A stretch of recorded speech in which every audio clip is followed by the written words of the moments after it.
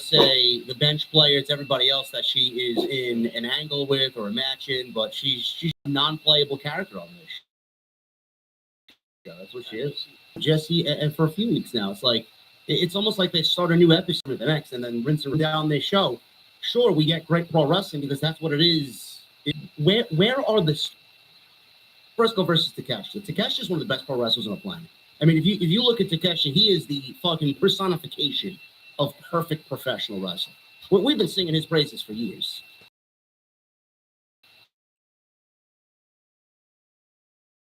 And then we got Will Hobbs and fucking Mark Davis. What is this? Reverse. So you're telling me who show us a black guy and for the reason that it did wasn't with North with garbage because cut leader right there. Brody King went through a instead. I don't know. I really have an answer. I saw in the old and it's our 2020 era show out there losing. Every main not giving me any on here complaining. We're all this was late hanging out. Now you have how Fletcher. I can't wait for Darby. We cannot wait for Darby. Moxie can't go into All In as the champion. Got to end in Philadelphia. So we'll get into that as well. And then Kenny Omega, he's on the show tonight. He wrestled some fucking nobody from Ring of Honor. But it was good to see Lee Johnson out there tonight in his corner.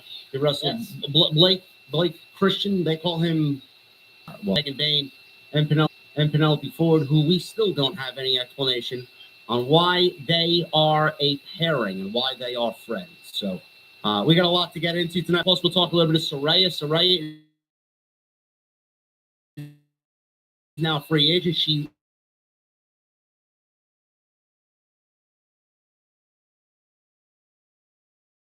pardon.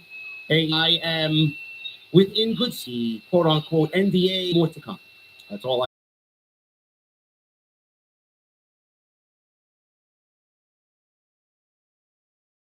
for a little again, me down to a point. You guys, so what's going on? Where spots, click the link that you can use and say of your match. So make sure you guys tonight by follow Jesse and sorry, whatever. Corner. I don't have this shit information, bro. This guy even from the right number that look at. Don't. Already on the night. You go. Want to be the better out in the last CW developments. Well, cross show isn't really all that. Well, most of the I haven't talked. Party usually bash with me. Status is usually full as of like 40s. Unfortunately, place will walk back to working for weekly and women's wrestling will be remembered for in the AW women's. We Saraya. If her though in WW Cities on the leg, she had AW is going to be does want to see her. I think anybody that watch AEW and watch her wrestle knows that she's not comfortable even now wrestling. So it's not something I care to see. I wish her nothing but the best, even though she probably hates most of the fucking people doing what we do. Iterated and give you the floor to talk about. This is really a nothing burger, but this is going to get traction now because that's this business seemingly has nothing else to offer. But I would believe that yes, WWE sign her. I think that she will finish her career in WWE. If I had to call it, I would say she's done wrestling on a full-time basis. It doesn't mean that she can't have. In regards to money, she said that in a podcast, I think with somebody, I got to see who it was. Casual Conversations with Justin Dillon. I don't know. I mean, we both wanted to, so we were just waiting for that trigger to be pulled. But I think she has other people that she has to wrestle right now. I don't know when that time would be. Unfortunately, I may not be there to be able to do that with her. It should have happened a while ago, but it is what it is. We wanted it, but it hasn't been the right. The last thing that she said in regards to a match and a. She also went on to say that she will be back, but AEW doesn't need me right now. I feel at this age and time, this isn't really a spot for me right now. I feel like everybody's got their own thing. I love wrestling. I will be back at me. Again, I don't know what had happened. She definitely was giving hints that she wanted out. I think the report was that her contract was supposed to be up towards the end of the year. I'll give you one guess as to who won this match. It wasn't Vanilla Baby. Okay, it was Omega. We got a one-winged angel, V-Trigger, and then the one-winged angel, and then that was it. I mean, this was literally 5 minutes. Bell rang at 8:04. Match was over by 8:09. And Mike Bailey confronting him to open the show.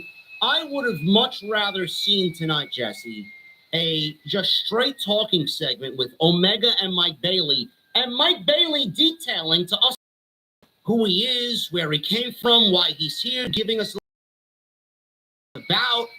We got nothing in regards to who Mike Bailey is with him.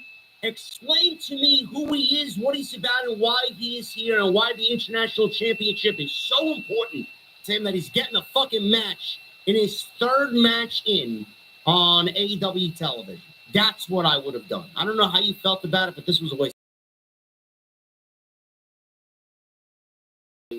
Pretty serious leave, with that particular maybe that's him wanting to stay loose and not sit and go, without a match for a long time. Maybe I'm throwing shit out here, but even if that's the case, I feel like we can do something better and more important than Vanilla Baby or whatever the fuck it is that they did. This is, you don't need this. You don't need this at all. Anytime you want to put Kenny Omega on my television, it's a good show as far as I'm concerned. But I think we could have used Kenny's time a lot better than what he got tonight. Yeah, this was a waste of time. I don't care if he's. I mean, he wrestled Takeshita. He doesn't need a 5-minute match with Blake Christian. I'm sorry. Like, he doesn't need a fucking warm-up match. His warm-up match was 3 weeks ago, Revolution. We don't need that. Give me a break. So, post-match, Omega took the microphone and said it's on whispering. Okay, my mic is all the way up. You haven't turned it down. I just turned you up. 15 minutes ago, I turned you up. No, before the show started. I know, but I turned. Okay. Why don't you turn your volumes up? You want me to turn them up more? I'll turn them up more. I don't understand it. There you go. I mean, because then you'll be loud in their ear. I don't know. I don't know, but I'm not whispering. Okay? There you go. He's a little bit louder now.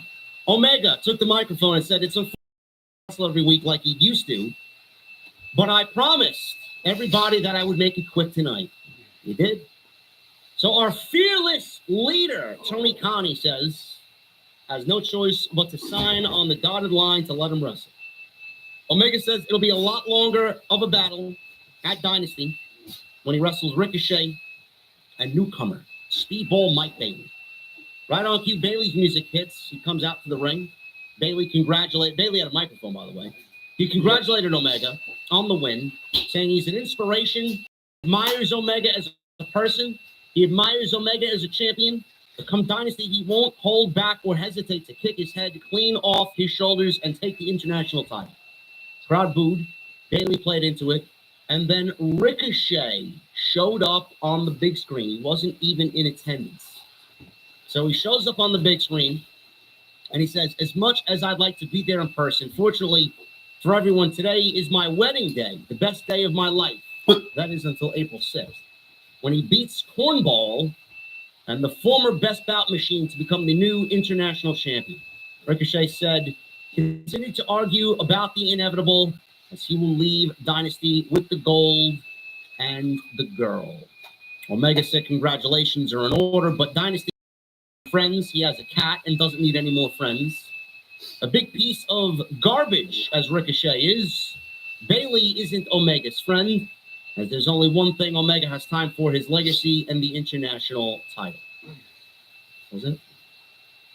That was the second. We got nothing about who Mike Bailey is, why he's here, why he wants the international championship. It was just basically Speedball out there and Tony Khan living vicariously through Speedball, showing his excitement to be wrestling the Best Bout Machine, Kenny Omega, at the pay-per-view in Philadelphia. That was it. Yeah. I want to know who this guy is and why he's here, and we got none of that.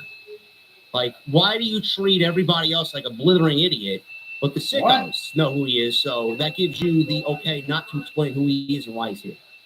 I don't really get it. I never grasped that notion. No, nobody seems to understand that. but it's something that genuinely fucking kills the entire vibe of the show. Why are you here, and what do you want? Tell me about you, please. I don't get it. Okay. Yeah, but now that you heard him talk, All right. I don't know if I want to hear him talk anymore. I don't think he was that bad. I mean, he wasn't fucking Ricochet. No, that's not fair. Ricochet is in a zone all by himself when it comes to that match, man. That's not fair. Listen, man, this guy loves what he does so much, and he took time away from his wedding to film a 5-minute promo, bro, via cell phone. He looked good though. He looked clean. I'm sure his wife was beautiful. I know. He'll be back on TV next week, maybe. Now, to me, I don't know, how Samantha would feel about this, and Ricochet should be on board with it because it'd be about him. But we had a good wrestling wedding. I don't know when the last wrestling wedding was. I hate wrestling weddings. I think they're awful. Come on, how often do we fucking get a wrestling wedding? They are awful, dude. It is some of the most cringy, corniest television that you could possibly produce. Some of the absolute most memorable moments in wrestling history. The weddings. Some of them, not all of them. Some of them. It's legitimately got to make every ounce of sense for it to happen. Yeah, no. Don't make it make sense. Not like Lana and Bobby Lashley. No, that wasn't a good one. No, that was an awful one. Listen, this match is. Man and Elizabeth. Yes, I mean that made sense. Yeah, it's great. Listen, this match, this triple threat match, is going to be great. This is Tony Khan again. Everybody uses the meme, him playing with his action figures. He didn't know which action figure he needed to play with Omega. So instead of doing one, he did both. That's basically it. It's going to be a great match. Ricochet's taking the pinfall because Mike Bailey isn't losing. I can tell you that right now. And we move on, and that's it. Or does Mike Bailey take the pinfall, Jesse? What do you think? Ricochet takes the pin? I have Mike Bailey lose. Me too. That's where I would go. I would. Yeah. Oh, there's no shame in that. No. I would go ahead and lose it. No, Omega can pin him. Absolutely. And that could actually lead to a singles feud between those two. Yeah. Footage of Bandito regaining his brother Gravity's mask on Collision was shown. See, Jesse missed Collision. He didn't even realize that. Well, I will never forget. You guys can go back into the time machine on YouTube. I'll never forget the moment that I realized that Chris Jericho facing Gravity was not a meme. I didn't know that he actually fought someone named Gravity. This is real. Yes, he wrestled someone by the name of Gravity. And then they showed a clip of a young kid on Collision who flipped Chris Jericho off and told him to fuck off, basically. It's great. AEW. Chris Jericho said, "Where'd you get those abs?" He said, "Working out. Something you should be fucking doing." So AEW, man, now look, they're digging into even the more deplorable acts of now children using F-bombs and curse words when they shouldn't be using such language at a young age to generate a reaction. Would you have your children, bro, at that age say "fuck you" to Chris Jericho? For the amount of money they should be making for it, yes. All child actors. They are. Yeah. They're literally called. Have you ever seen a kid in the movie swear? Then that's what they are. They're child actors. That's exactly what they are. And they make money for it. So sure. There you go. But I, as being a good parent, would teach them what's appropriate and what's not appropriate, and the reason that they're using it here and why it's okay to hear it nowhere else. But that's just me. So they showed these clips, and then we go to Jericho, who's actually there in the building. Learning tree backstage, as Jericho said it's time for all of the masks to be removed. Jericho said Big Bill and Brian Keith have been under the branches of the learning tree for so long without using the wisdom bestowed upon them. Jericho questions if they still believe it's still worth it being associated with him. I could have told you fucking 6 months ago, even 12 months ago, that being associated with Jericho was not worth it for Big Bill and Brian Keith. They did nothing in this group at all. It did not help them at all. So Jericho wants both of these guys to go and prove that working with him is going to work out. Like, show me what I've taught you. So Bill and Keith walk off. Jericho congratulates Bandito on getting Gravity's mask back. But he didn't want Gravity He wants Bandito's mask. Jericho challenges Bandito to a Ring of Honor title match where it's title versus mask at Dynasty. Is it worth the sacrifice to possibly make Bandito's mother cry again? He thinks it is, and he'll do the same at Dynasty. Wow, man. We don't care about either one of them. We don't care about Jericho. We don't care about the Ring of Honor World title. We don't care about Bandito's mask, even though I think Bandito is fucking great. Don't get me wrong. Great. I don't care about Bandito's mother. I don't. This was the one time that we saw her on television, and she didn't make an appearance before or after that. So why would I care about Bandito's mother? They're just gonna bury her. Where's Sue? Sue was the mom that we had on TV. God. The only mother that we care about is Sue, because she was a focal point of a lot of those early pandemic shows, and Mama Rhodes. We love Mama Rhodes. Yeah, Mama Rhodes. And don't forget Mama Wayne. And Mama Wayne. Yeah. But Mama Bandito, no, we don't care about Mama Bandito. Who cares about this? Well, like why? Like the one thing you need to be doing is lessening the match card for Dynasty, not adding to it. Like I don't understand that Jericho still finds himself on television, and we have 90% of the roster still begging for television time. But the Ring of Honor World Championship is still a focal point on a 2-hour program. Why? I wish that they would kill Ring of Honor. I can't fucking stand it. I mean, what purpose does it serve? Seriously, what does it do? It's getting Chris Jericho on television. That's the fucking thing that it's doing, and nobody wants that.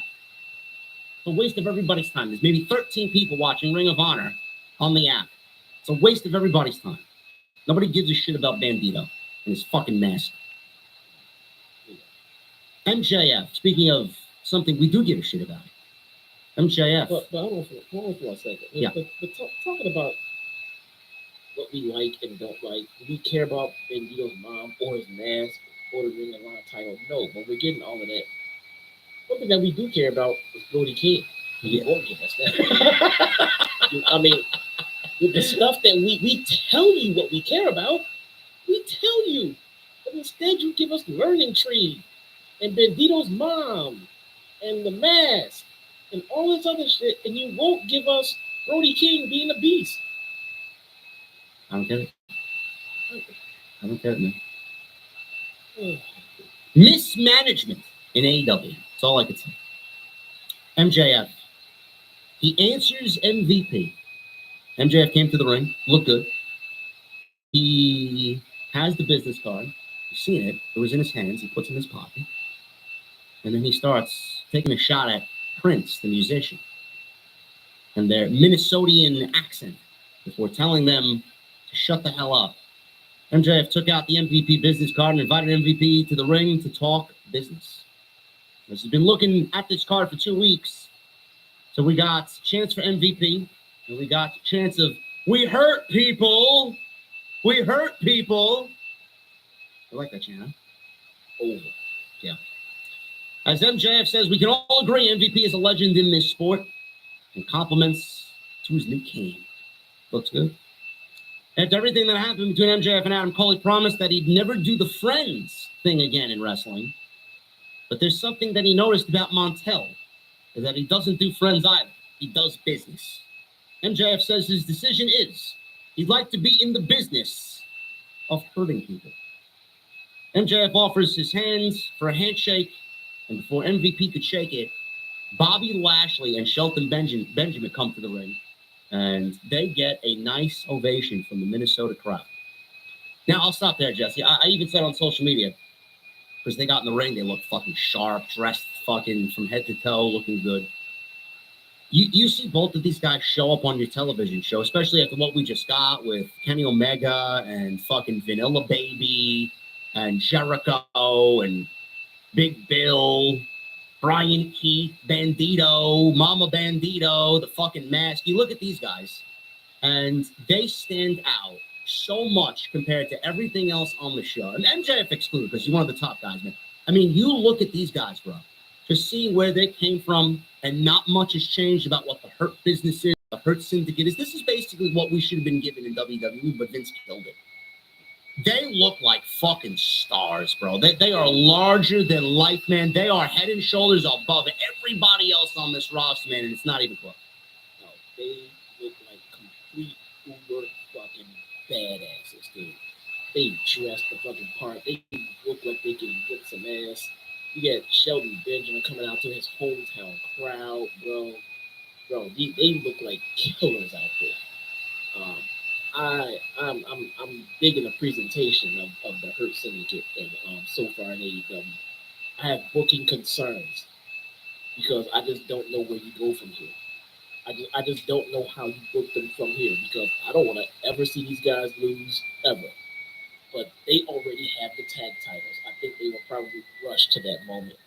I think the way the path that they're on right now and how over they are now, imagine if they weren't even champions yet and they were still building to that crescendo. You know, it would have blown the fucking roof off the place when they finally got those fucking titles off with some year or something like that. You know what I'm saying? But they're killing it. They look like fucking stars. You're absolutely right, man. I love the way they're being presented, 100%. Eric Loroff in the chat says creative control. Oh, absolutely. They have full 100% creative control of what they're doing. Imagine Tony Khan and fucking Will Washington and everybody else doing something for the Hurt Business. No. You think they do? Yeah. Yeah, absolutely. They're calling their own shots. No doubt about it. I didn't know that. Well, putting the titles on them just seems I think was a mistake. Yeah, I agree. I mean, because I think by the time I would have given them those titles, they would have been poised to just hold on to them and just be dominant. But nonetheless, look, we're splitting hairs at this point. They look like great out there. And the one thing I do want to point out or pick apart with the creative here is, in what world would MVP even think about recruiting someone as polarizing as MJF and not talk to the only two other people on his staff? It's a good question. I mean, it seems like chemistry would be the absolute most important thing when adding MJF to your fucking team. You don't want to talk to the fucking two guys that you came in with this company? Yeah. You waited until live television for them to come out and be pissed about it and not have that under control already? I think that was a little bit of a creative loophole right there for this one. Whoever wrote all this, that should have been squashed and squared away via phone call, meeting, Zoom, text, something, because it seems kind of scandalous for MVP to go out and recruit someone, again, the caliber of an MJF without ever even talking to your two fucking guys at all. Well, Lashley has a problem with this, and then there was another segment later on in the show where he did ask MVP, "This guy, you want to do business with this guy?" So Lashley and Shelton are out there, and he asks MVP, or Lashley does, MJF, business card. I want to see the business card. So MJF pulls it out of his pocket. He rips it up right in front of him, does Lashley. And apparently there was a problem.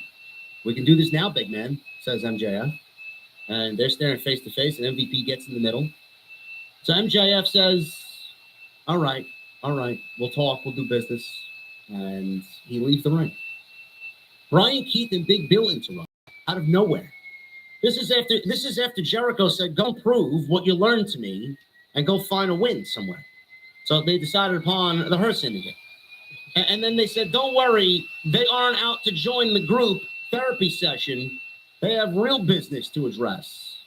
MVP told Bill to get his bitch on a leash, as Big Bill said he sees the tag team titles but doesn't see a challenger. MVP then under his breath says, "Yeah, neither do I." This was bad. Let me finish this. All Big Bill says he can't tell if MVP is American Psycho or Iceberg Slim. Are you a pimp or a businessman? MVP says, "Listen, I'm a little bit of both." So he's about to have his boys make you look like two bitches. We got a lot of bitch in this segment. It's gimmick friendly, yes. Big Bill said MVP is the MVP of being the Hurt Syndicate's bitch. So that's 4 bitches now by my count. And he said he never lost the tag team titles. When he held the tag team titles, Sting pinned his partner, Ricky Starks. They just had to mention that he wasn't pinned, and his tag team partner was the one taking the pinfall. You know, yeah, that guy Ricky Saints, who's on Tuesday Night. Yeah, that guy. Sting beat his partner and retired, so he never got a rematch. I didn't know you were owed one. MVP says, "Why don't you actually win a match, and then we might give you an opportunity to fight for the tag team titles?" And then they left, dropped the microphone and left. You know, MVP did Bill worse than Charlotte did Tiffany Stratton. I agree. I was going to say, man, you know, we just talked about how the Hurt Syndicate is leagues above everybody else on this roster, man. It comes in all shapes and sizes, man. It comes in all aspects, and it definitely comes in the promo department. You can tell who's not seasoned on the mic and who is absolutely been doing this for 20 plus years, man. MVP fucking absolutely dog walks both Big Bill and Brian Keith, man. It's not even a fucking comparison. Yeah, it made no sense. Someone told you to go out and get a win, and you immediately came out to challenge these two. Remember, the guys we just talked about how they fucking looked when they came out? You wanted to challenge these two motherfuckers? Why don't you go out there and challenge Kid and Play, a.k.a. Top Flight, over there or some shit? You know, why are you dealing with these You told me to go get a win. I'm going to go find a win to get as opposed to dealing with these. This is who you chose. Speaking of Top Flight, I don't know if you were paying attention to the show, but Big Bill and Brian Keith are wrestling Top Flight on Collision to get their win so that they can wrestle the Hurt Syndicate. There you go. Predictable match. This is what the tag team division has degenerated into, folks. This is their tag team division, but then you'll have some fucking weird, bizarre sicko who should be on a fucking watch list somewhere, claiming that AEW is fucking we're the best wrestler and this is the best tag team division on the planet. I'd love to know where. This shit is awful. Wrestling will be front and center here at AEW. Remember that? The firm remembers. This is fucking terrible. This is what you're doing with the tag team title. Big Bill and Brian Keith. This is what your match is going to be at the pay-per-view. The Outrunners weren't bad enough, huh? Nope. Holy fuck, man. It's bad. And it's not bad from a quality standpoint. It's bad because we don't give a shit about it, and it's funny because you expect us to. You have to make us. It's not just going to inherently happen. No one's going to wake up and all of a sudden just give a shit about Big Brian Keith. Get your bitch on a leash. Are you a bitch?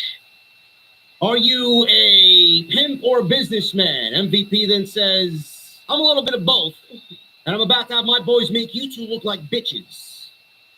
I mean, who writes this shit? Who approves this shit? I mean, you can't get any more creative than the word bitch.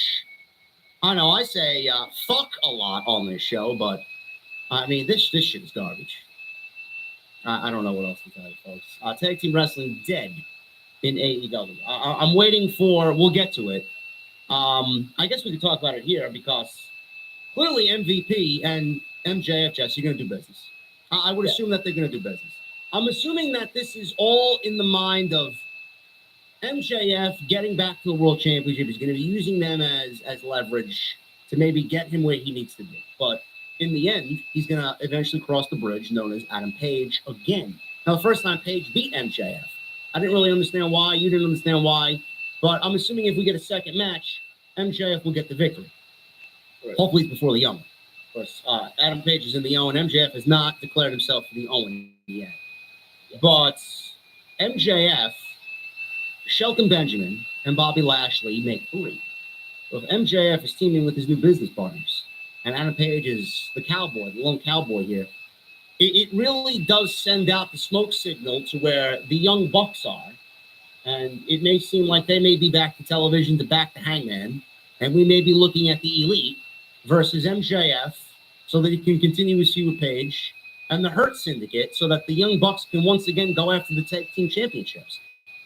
I'm interested to see the dynamic between MJF, Bobby Lashley, Shelton Benjamin, and MVP and where it goes into next week, but I can't help myself but already think about the end goal here And this is a way to usher in the Young Bucks back to television, to get them to Backpage and get them into the tag team title picture again with them wrestling the Hurt Syndicate at All In. That's what I'm afraid of, and I'm not excited about that whatsoever. Well, look, they have to get the Young Bucks back on television somehow, some way, some form or another, whether it's heel, whether it's babyface, whether it makes sense or not at this point. I mean, what the fuck are we doing with them? They need to get back on television and need to reinsert themselves back into the storyline of what's going on. They got a lot of fucking heat. They have a lot of fucking heat, so I would watch where you put them. So, I mean, if you're going to put them with Hangman, you want Hangman absorbing most of that heat because they're going to have it. So, I mean, I would just be careful where you use them. Just make sure the heat is directed the way it should be directed because they're going to come back to a lot of fucking deserving heat. I mean, they need to fucking get it. I'm not sure if this is the right spot for them to come back in. No, I'm not interested in that whatsoever. But can you imagine the Young Bucks beating Bobby Lashley and Shelton Benjamin to regain the tag team championships after the Young Bucks put over Private Party and after seeing what AEW, Tony Khan, and the creative team did to Private Party? Are you excited about that at all? I mean, how could anybody look at that and say, "Oh man, I can't wait to watch that"? That's a great match for Arlington. No, I can't think of anything that I really want to see the Young Bucks go into right now. To be honest with you, I really can't. But the question if you're asking me if this is it, no, it's not. The question I have is, what do they think of Tony Khan driving the fucking company into the ground? Man, their vision dead. They're not going to save television, but they're off television and they seemingly don't give a fuck what Tony Khan's doing with their goddamn vision. It's awful, man. It is so bad. It's worse than the tag team wrestling as a whole is worse than where it was when AEW was formed in 2017. Yeah, it's awful. And listen, this is not because we think WWE's tag team division is better. Their tag team division is fucking drizzling shit still. All around. All around. Tag team wrestling in the United States is fucking awful. So the AEW is just making it look so much worse than it really needs to look. That's the problem. I don't get that. It's so easy. I mean, it's easy to just give tag team wrestling a chance to fucking flourish. Is what I'm trying to say. It just feels like they're not even trying. No. There's little to no effort into anything that goes creatively into the tag division. So I mean, they're not even fucking trying. So why'd you come out talking about how the tag division is gonna run pro wrestling? They're gonna main event this. They're gonna be great, and then you just stop trying altogether. There's no happy medium. It's not like, oh, we've been putting it over, it just won't catch. I'm like, okay, well, you misguided, you misjudged how easy it was to put. No, you stop caring. You don't even try anymore. There's no tag teams in this fucking company that I really give a shit about other than the Hurt Syndicate. We'll see what happens. The Young Bucks back on television, man. I don't know if anybody really wants to see that at all. They're not gonna retire. Okay? No, they're not gonna retire. But so they have to. So it's time to get back to television. You know, it's amazing. They Meltzer drivered or Tony Khan drivered Tony Khan. They dropped that entire story. Then they do the not the Hurt Business. Then they do the Death Riders thing. They dropped that. Now they'll be back on television after 2 dropped, failed storylines that they want you to forget ever happened. They're going to come back to television with no recollection that shit even happened. Omega's on television, and they put him out. No mention of that. They'll just come walking back to television. Hey, guys, we're back to work. Can we start this new storyline, but forget everything that we did before we went away? Okada. If they're gonna come back, one would think they would come back to deal with the situation that they left Emission for. They're gonna come back and deal with something else entirely and forget about the. I mean, what are we doing here? We don't care about the company. We don't care about the shit that Moxley supposedly is doing to the company. You don't care about anything else. Now all of a sudden it's gonna be something different. And again, this is why we say stuff like it's like episodic television to the point where they don't want you to remember what happened last week. No, they don't care. They don't have writers. They have matchmakers. And everybody appeasing Tony Khan. Hey, man, you know what? Hey, TK, this match will look good on television tonight. What's the story? I don't really know, but I don't care. It's a cool match. The sickos will love it. That's all they do. That's all it is. Basically, a creative meeting reimagined in AEW. Kyle Fletcher. He went one-on-one with Brody King. 2 great wrestlers. Don't Don't know why this match happened. What was on the line? Where this goes into the next week? What happens to Fletcher getting a victory? I don't know. What was this for? What was the reason for this, Jeff? Sure. Yeah. You know, Kyle Fletcher gets Brody King, and Kenny Omega gets, you know, the Vanilla Midget, or whoever the fucking was that we got. How did this come to be? Why did this happen? What is on the line here? Where does it go? Wow. Nobody cares about Kenny Omega, even the Vanilla Bean guy, and nobody really cares to see Brody King get beat. Period. Nothing against Kyle Fletcher. Kyle Fletcher is fucking awesome, man. He's one of the best bell-to-bell workers in the fucking world today. He didn't need to beat this guy tonight on this given moment. No story, no major.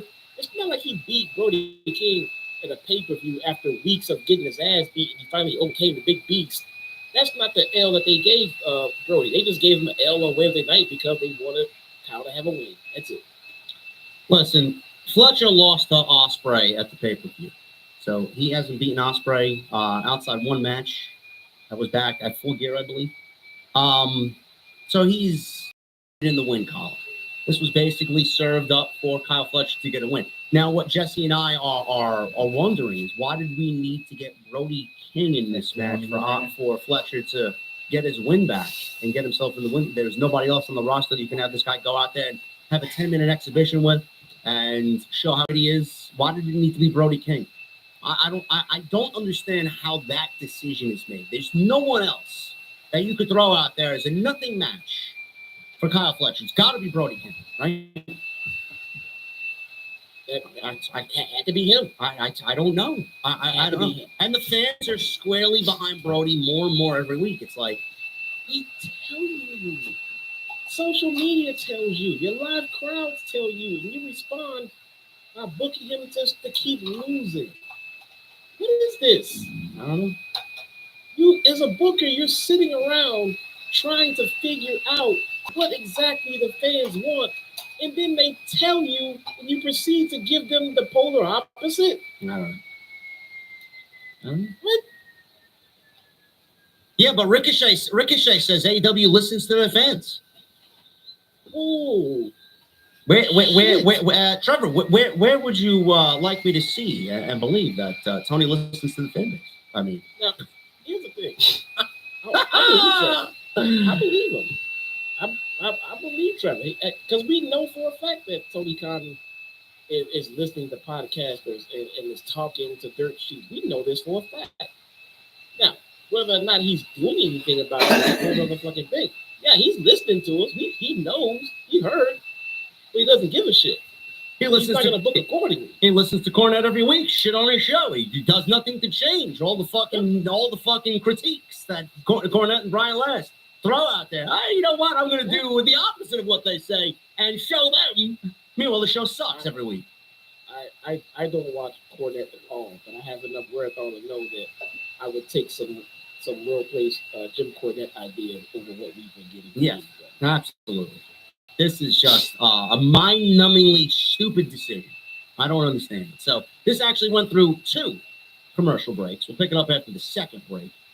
We got both Fletcher and Brody King engaging in a slugfest. They trade thrust kicks, elbows, and Brody King is left standing tall here. Short lariat. He tries for the Gonzo bomb. Fletcher slid out, took out the knee. It's a stalling tombstone for a 2, which is uber impressive because Brody King is not a small guy. Fletcher went for a corner charge. Brody turned him inside out with a big King Kong lariat. Both get to their feet. Brody gets a splash. Don Callis, he is on commentary, gets off of commentary, allowing Mark Davis to show up. Save Fletcher from the cannonball, so he's now got the referee's attention. King tried to fight his way out of the corner. Davis ran distraction. Fletcher gouged the eyes, hits his top rope brain buster for the 1, 2, 3. And that was it. That was it. Post-match, Callis shook Davis's hand as Aussie Open put the boots to Brody King. All of a sudden, Powerhouse Hobbs, he comes on out. He's out there. Excalibur said that Davis-Hobbs match is Not till later in the show. But here we are, getting it now. Hobbs entered through the crowd. He attacked Davis and Fletcher from behind as Brody hits a clothesline, sending Fletcher and himself out to the floor. And all of a sudden, we get Mark Davis and Powerhouse Hobbs coming up next. This entire 20-minute block of television, 25 minutes, what does it do and what does it mean? Where does it go? I felt like I was watching absolutely nothing, Jesse. It's like I was watching the fucking sunset here in New York City, bro, on a beautiful Wednesday night. What did I watch? Nothing during this entire 2, 3, 4, 5 segment sequence of events here on Dynamite. I'm not gonna lie. I am very just done with watching Hobbs come out to save random people just for no apparent. What is Every fucking power. What is he, fucking Batman? I mean, he's teaming up with Commander and Hologram. It's like he sees somebody in trouble. He's out there like fucking some superhero. I'm Batman. I'm Powerhouse. He's out there just saving the fucking day. Whether it's the Luchadors, Commander, Hologram, the Beast Mortos, Gravity, Bandito. He's teamed with everybody. He's just The not fuck his is he own doing? man. He's just not his own man. I'm not sure how or where MJF would fit into the Hurt Syndicate. I am waiting for that story to be told, but I can easily look at this situation and see that Powerhouse Hobbs has no real direction with his gimmick, and he would fit in well with MVP and Shelby Benjamin and Bobby Lashley, but for some reason, this is what we're getting instead. I don't know. It's very comical. It's very comical, you know. He remember his T-shirt that he put out a while back that people were making fun of. My name is Powerhouse Hobbs. I'm big, I'm black, I'm jacked. That was not shit. That was a shirt. Get this. I swear to God. ShopAEW.com. Look it up. Looking at it right now. If you guys don't believe me, there you go. There you go. Look at that. Right there. Boom. Right there, man. Oh my God. Oh man, this shit sucks, man. I'm sorry. This is a joke, Bro. It's a joke. Concept design, this shit. This is like WE fucking entrance music team doing T-shirts, bro. Bro, you got to get that shirt, man. You got to wear it on the show next week. Big and black and jack. Hey, maybe I'll put it up for a poll on my stream next time. Why would you want to? There's a white guy wearing it. Yeah. Yeah, he's a sicko, bro. They will wear anything, legitimately. He is a sicko, right there. Man. There's a white woman wearing it. You got a picture of that? Yeah. Oh yeah. Oh well, she's better looking than the guy. But I don't think she's big, black, and or jack. Well, it's all right. Comes in all shapes and sizes. This is. Why is this happening on the show? I don't get it. Then you got the sickos who will complain to me. I've already seen a couple.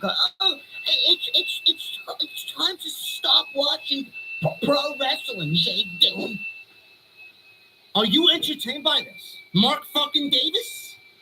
And Powerhouse Hobbs, who apparently is on speed dial for all the luchas. 1-800-HOBBS. Shit is awful. Who are the composers over in WWE killing everybody's theme music? Def Rebel. Yes. This feels like the Def Rebel design of fucking T-shirts, right? Bro, they're all AI generated. AEW does not use actual graphics artists anymore. This is. Bro. No? Okay. Davis hits in Zaguri. And the crowd goes. And the crowd. Yeah. Lexi Nair. Backstage with the patriarchy. Without Christian Cage. She asked, I'd like to know the same thing. He'll address Cage when he's there with him face to face. Last week was how you properly execute was operating on him and his mother only. And Christian didn't do enough. They didn't do enough with Nick Cage for me to believe this nutsack drop all of a sudden. I don't buy it. My question is, where is Christian Cage? And why isn't he on the show? Well, I'm sure we'll come to that. I'm pretty sure we'll come to that with their calling another grown man dead. Tony Schiavone sitting next to these guys. They're all sitting next to each other. And always the AEW Tag Team titles. But after the 4 months of helping Cope, Cope says that wasn't his intention. He helped them as the Death Riders tried attacking them, and they put bags over their heads. I'm going to stop there. Dax says his goal was tag team titles. Meanwhile, did he do anything to get those tag team titles last year? Did they even make a move towards the tag team titles? No. Because titles. I think Dax is drinking a little bit too much tequila. I don't know what's going on. If they want us to care about this whole feud more, because these guys all, borrow sugar from each other, or they, share the same lawn cutting service, that's not enough. I genuinely don't care. So I don't know how they plan on getting us to be invested in just because of their fucking neighbors. I don't get it. FTR have not been in title contention since September 11th, 2024, where they were a part of a casino gauntlet match for the AEW Tag Team Championships. That was on AEW Dynamite. With Danny Garcia teaming with FTR, Undisputed Kingdom. FTR has not been mixed into the tag team title picture since last September. So why do we have him come out here blatantly ignoring everything that we have to basically lie to the American audience? I don't get it. Anybody believe this slop? How am I supposed to care if they can't even tell their own stories properly? You've been battling the Death Riders, then you moved on to the Undisputed Era. Then you want to blame Coke for you going to wrestle some 3 fucking jobbers who have nothing to do with the Death Riders. God, this is awful. Are you fucking stupid? There's something that is interesting to see MJF mix it up with MVP. You weren't here. Or you have a ticker right in front of you. How long has this show been live? We've been live. The show been live. We've been live for 1 hour and 54. And just labeled the whole guy. Everybody says about what I say on this show. We talk about pro wrestling. It is every single fucking week. If you think that we are committing a crime and we're the most vilified, heinous people in the space, you could fucking suck my dick and kiss my ass. I don't understand this narrative that we are negative here. The show sucks. If it was good, you'd get a screen dictate how my mood is. So it was terrible, yet I got to go back to the Fed because I'm negative on AEW. They're fucking terrible too. Ridiculous. So Dax lied to the American public. Goal's always been about the AEW Tag Team titles. I'd love to know when. So Cope interrupted saying he said he's making it seem like he kept them from the Tag Team titles, but that wasn't his intention. He helped them as the Death Riders were attacking them and putting bags over their head. Harwood said they were directionless for 4 months. As Cash Wheeler said, everyone knows he and Harwood are best friends, but not many know what Cope has done for him. Jesse, you've been saying that for a while now, that they've been directionless for months. Do you want to explain why they've been directionless for months? Because they love Phil. That's why.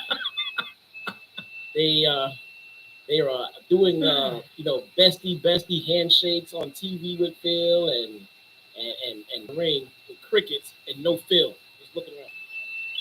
Although someone did say that Jamie Hayter was going to be wrestling this coming Saturday. I guess they fixed her visa issue. Oh, is that the case? I didn't see that. Someone said, true or not, I'm not sure. But someone tweeted said that she was going to be in a match this coming Saturday. So we shall see. All right. Starks was not friends with Phil, but he was friends with Cody, right? Yeah. Not so funny. No. Cash Wheeler says, and Wendell thinks they should go after the trios. Cope agrees, and if there's any juice left, and challenges the Death Riders to the trios titles at Dynasty. Eyes out. Cope interrupts and says, rated FTR out. That sounds a little bit better. And then Harwood says, why? There's nothing really lines up as to, there's not a good reason, as if it's Copeland's fault. How does that make any sense? There's a huge Bruce Pritchard-like logic gap staring in front of you, but you want me to believe that you've been about Cope and the tag team titles. Meanwhile, you're over there fucking on Collision, dancing away with Danny Garcia. You fucking kidding me? The Acclaim is probably the best. Yeah, I think the Acclaim are the absolute best homegrown AEW tag team. Who's that? The Acclaim. Used to be. They were the absolute best AEW homegrown tag team. They broke them up.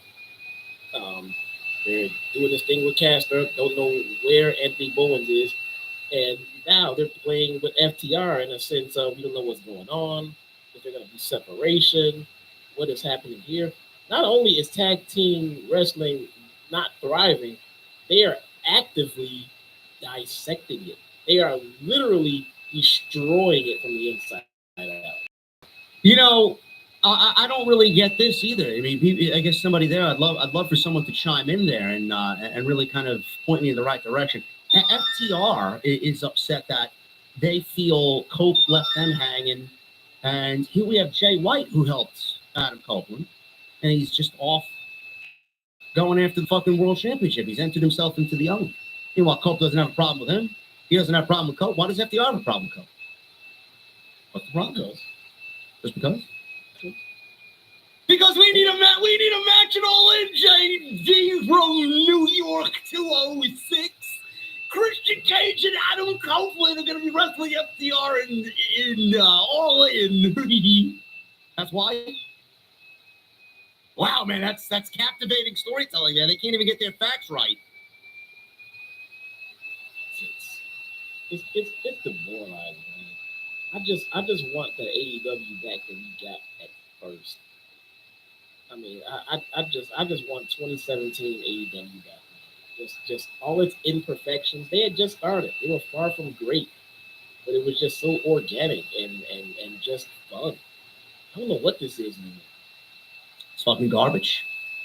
Hey Dax, how you doing, man? I'd love for you to fill me in on what's going on here, man. This is garbage. It really is. You know, somebody will see that. Somebody will see that I just said that. Somebody will clip that some of the stuff that you said tonight, and someone in AEW will see it. And instead of looking at that and saying, man, these guys were here at day one. These guys were fans of what we did. Now they shit on us. Gee, maybe we should be doing something different. No. We are the problem.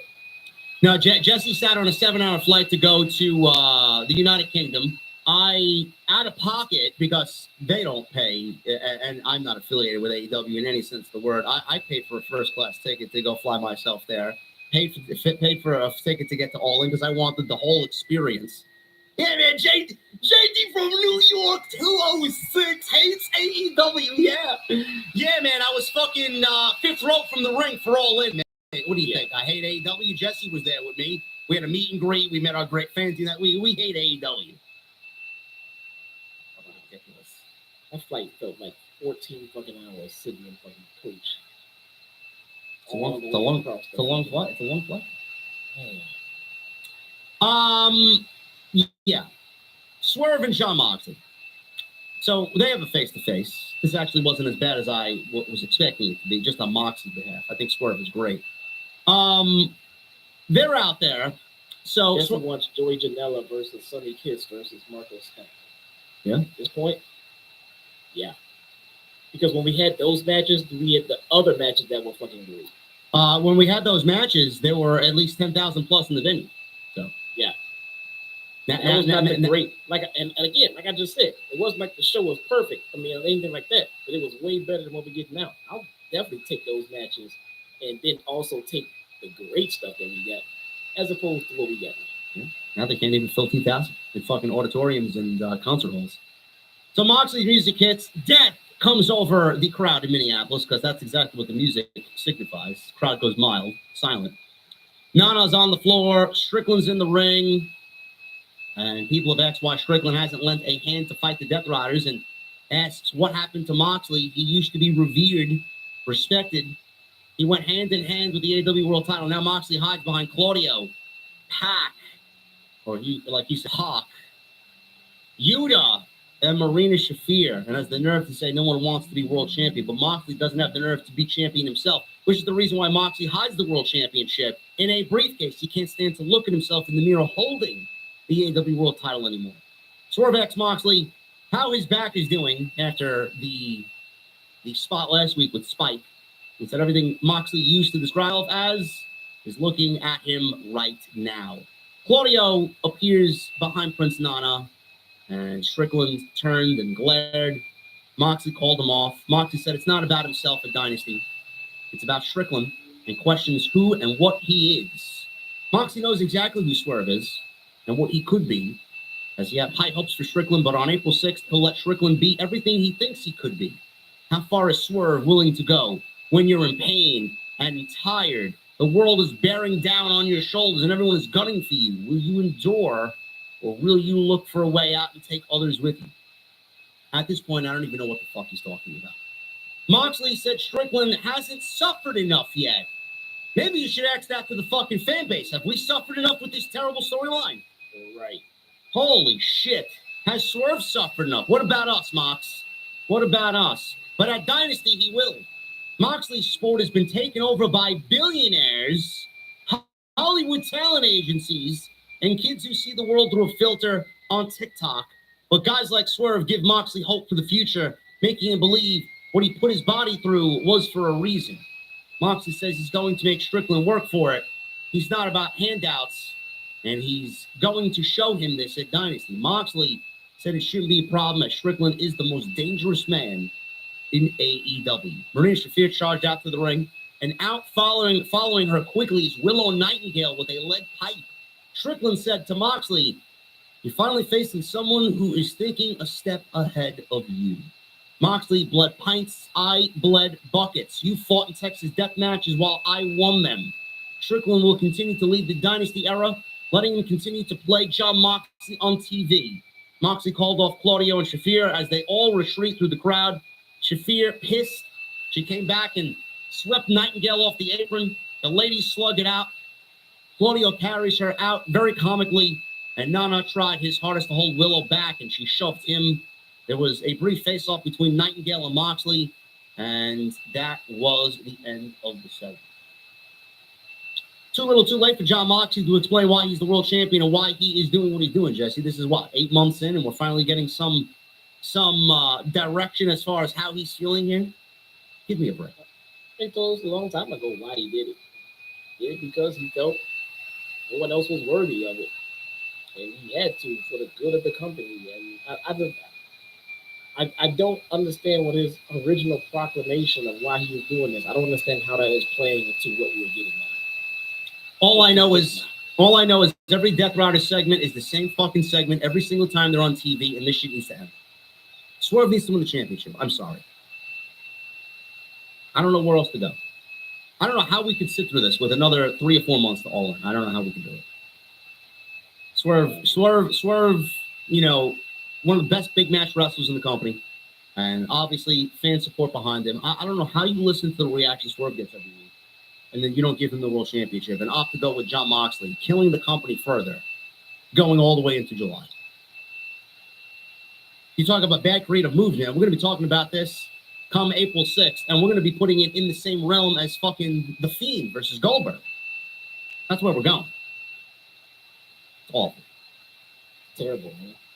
Katsuyori Shibata, he had a camera. He was following Samoa Joe and Hook around. They were walking backstage where Joe asked Hook, and he asked him why he held on to Red Rum a little bit too long on Max Caster on Collision. Well, you don't watch Collision, so you don't know. Nope, I didn't do that. Hook says he's fun to choke out as they walked up to Caster, talking to Top Flight and AR Fox, trying to get his chant going to them.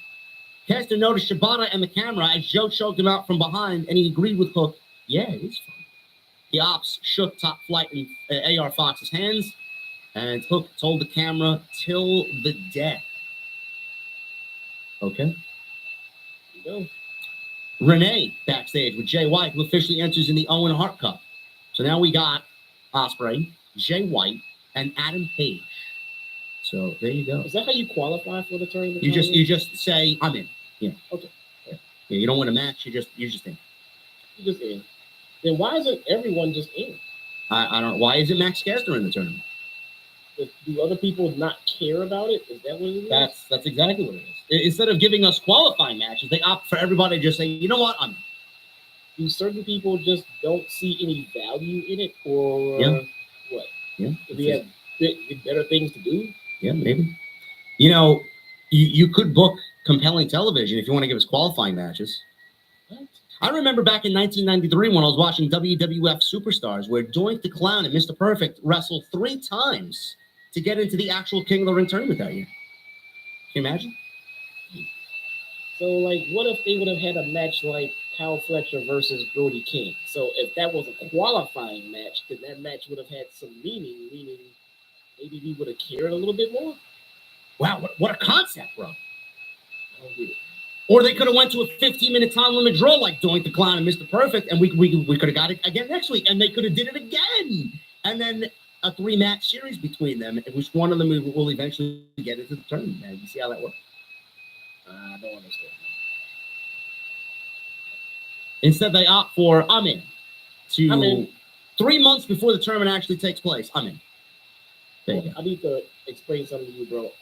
I am declaring myself in the Owen Hart tournament. You know what, man? I am making myself the 5th competitor in the tournament. I'm in What? too. We're both in. We're both in. Yeah, we could be in the finals, man. I could be going all in. Chat. We're in the Owen. We're in the Owen. We're in the Owen.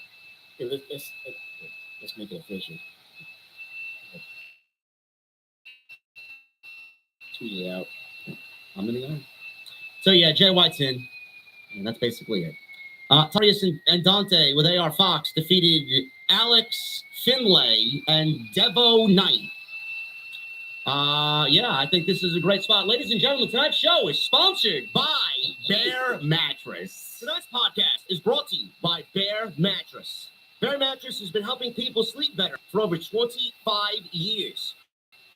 Known for top-of-the-line comfort and quality at a superior value. Their mission is to improve the health, wellness, and overall quality of life for their customers by providing thoughtfully designed sleep solutions. Head to bearmattress.com/JD from NY and use my code JD from NY to get 40% off your mattress plus 2 free pillows. Bear is a premium fiberglass-free mattress designed to upgrade your sleep quality and is conveniently shipped to your door free within the United States. Bear knows also that everybody has different sleep preferences and positions. To help find the best mattress for you, they made a sleep quiz that will remove all of that guesswork. It's amazing how Bear can ask you these very simple questions and configure what you give them into the best sleep possible. Now, I took the quiz, as you guys see here, and they decided that it would be best if I get the Bear Elite Hybrid Soft.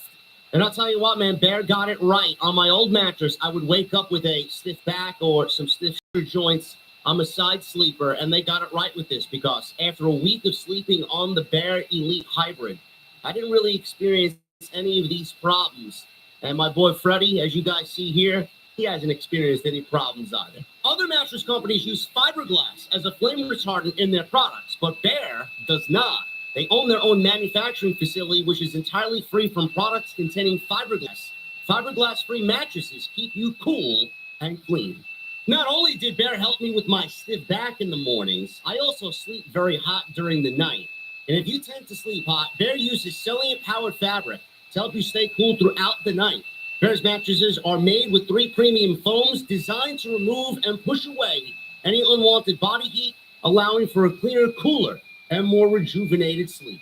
And they got the numbers to back it up. They just ran a survey of over 300 of their recent customers where 82% saw an improvement in their sleep quality on their new Bear mattress, which is why 95% of those customers said they would recommend Bear to a friend. I love my Bear mattress. Freddie loves our Bear mattress, and I think you guys would too. If you're looking to upgrade your sleep, head to bearmattress.com/JD from NY and use my promo code JD from NY to get 40% off your Bear mattress plus 2 free pillows. This is actually higher than what is being offered on site, so check them out while you can. And after you check out, you can support my channel by telling them I sent you in their post-purchase survey. Once again, I want to thank Bear Mattress for sponsoring the podcast right here on Off the Scripts. My little boy Freddie, the star of the show over there, I want to thank Bear Mattress for sponsoring this great AEW Dynamite right here on Off the Scripts. Good friend of the podcast, thank you to Bear Mattress once again for sponsoring the show. Freddie also appreciates Bear Mattress. Takeshita, one of the best pro wrestlers on the planet. He wrestled Mark Britt tonight. Always a great match. These guys are great. I love Briscoe, love Takeshita. I can watch Takeshita wrestle every week. Again, it's the same problem that we had with everything else on this show, Jesse. Why does it matter? You know, Takeshita should automatically, vie for the Owen as well. This could have been another qualifying match. If they wanted to start getting those rolled out. This meant nothing. After his loss to Kenny Omega, he seems directionless. Where is he going into Dynasty? This is basically used to get him into the win column, but what does it really mean and what does it forward? So this being a great wrestling match, that's all it really boils down to. A great wrestling match with no meaning and no meaning and no feeling. It's just lifeless. So Takeshita wins here with the Fire Thunder Driver or Raging Fire, and that was it. That was it. Goodbye. 1, 2, 3. I mean, there really isn't much left to say as far as what happened here. I wish Takeshita was a little bit better off on the show, but he doesn't seem to have a direction coming out of Revolution. Well, Mia said that Takeshita gets to walk around in the women's locker room. Listen, man, he's the talk of the town in the AEW women's locker room. And apparently, as he's doing that, the women are all like, oh.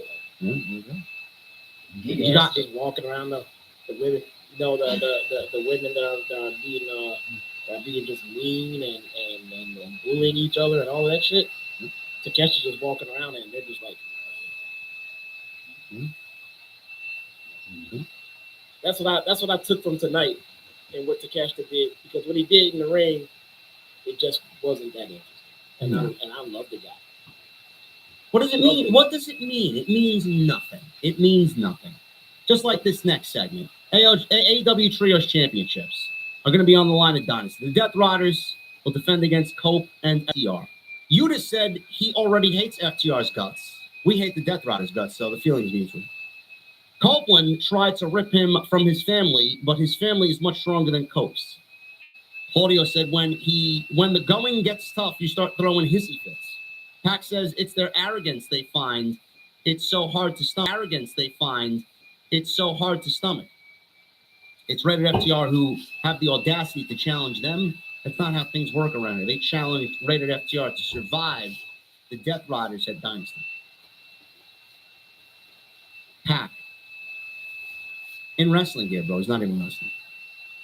Nope. Claudio's in street clothes. Useless.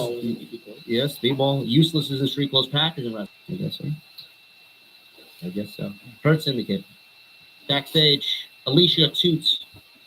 Backstage with the Hurt Syndicate asks if MJF is in or out. MVP politely asks Hurt to step aside. And Lashley questions why MVP would invite MJF into their group. MVP said last week he told Lashley and Benjamin to take some time off, something MVP never always talked about getting a fourth man. Oh, I'll tell you, MJF is not the fourth man. We know who the fourth man is. Right. Lashley said MJF is so grimy, but MVP said he likes that quality. But if they don't want him in the crew, it's something they can revisit. But now they need to focus on this Big Bill situation. We'll see how this plays out. It's probably one of the more interesting aspects that we've had tonight. He's not going to be in the Hurt Syndicate. You probably do business with them, use them as leverage against Page. Young Bucks come in, 6-man tag, which leads to MJF and Page one-on-one, and then the Bucks versus Hurt Syndicate. I'm assuming that's where it's going to go. We'll see. Main event time, Megan Bayne and Penelope Ford against Thunder Tits. Yes. Timeless Tony Storm and Thunder Rosa. This was fun. I still don't know why Megan Bain and Penelope Ford are a tag team. We got zero explanations. Still, it's like 6 weeks now. This was the main event, so Tony is really pushing the ladies here in the main event. So we'll pick it up after the commercial break. Ford knocked Storm off the apron before hitting a handspring back elbow on Thunder Rosa. She licked her face in the process, which I don't know if you want to lick Thunder Rosa's face with all the sweat and the makeup on her face. I mean, that's paint on the face. that's a trooper, bro. Rosa and Ford slug it out. They collide, double clothesline, double down. Storm and Bane tag in. They finally get in there one-on-one. Bane, no soul clotheslines. Bane missed the sledgehammer shot. Allowed Storm to clothesline her to the floor. Landed on her feet like The Undertaker usually does after a clothesline over the top rope to the outside. She pulled Tony right out to the outside, and after being sent into the steps, Storm hits a tornado DDT. Rolled back into the ring. Ford was there, met her with a beautiful cutter. Rosa returned with a Death Valley driver on Penelope. Bane was back. She laid out Rosa with Fate's Descent, a.k.a. the F5. Storm came back in to fight her off. Leg sweep in the corner led to Sweet Chic music. Tony nailed Megan Bane with Sweet Chic music.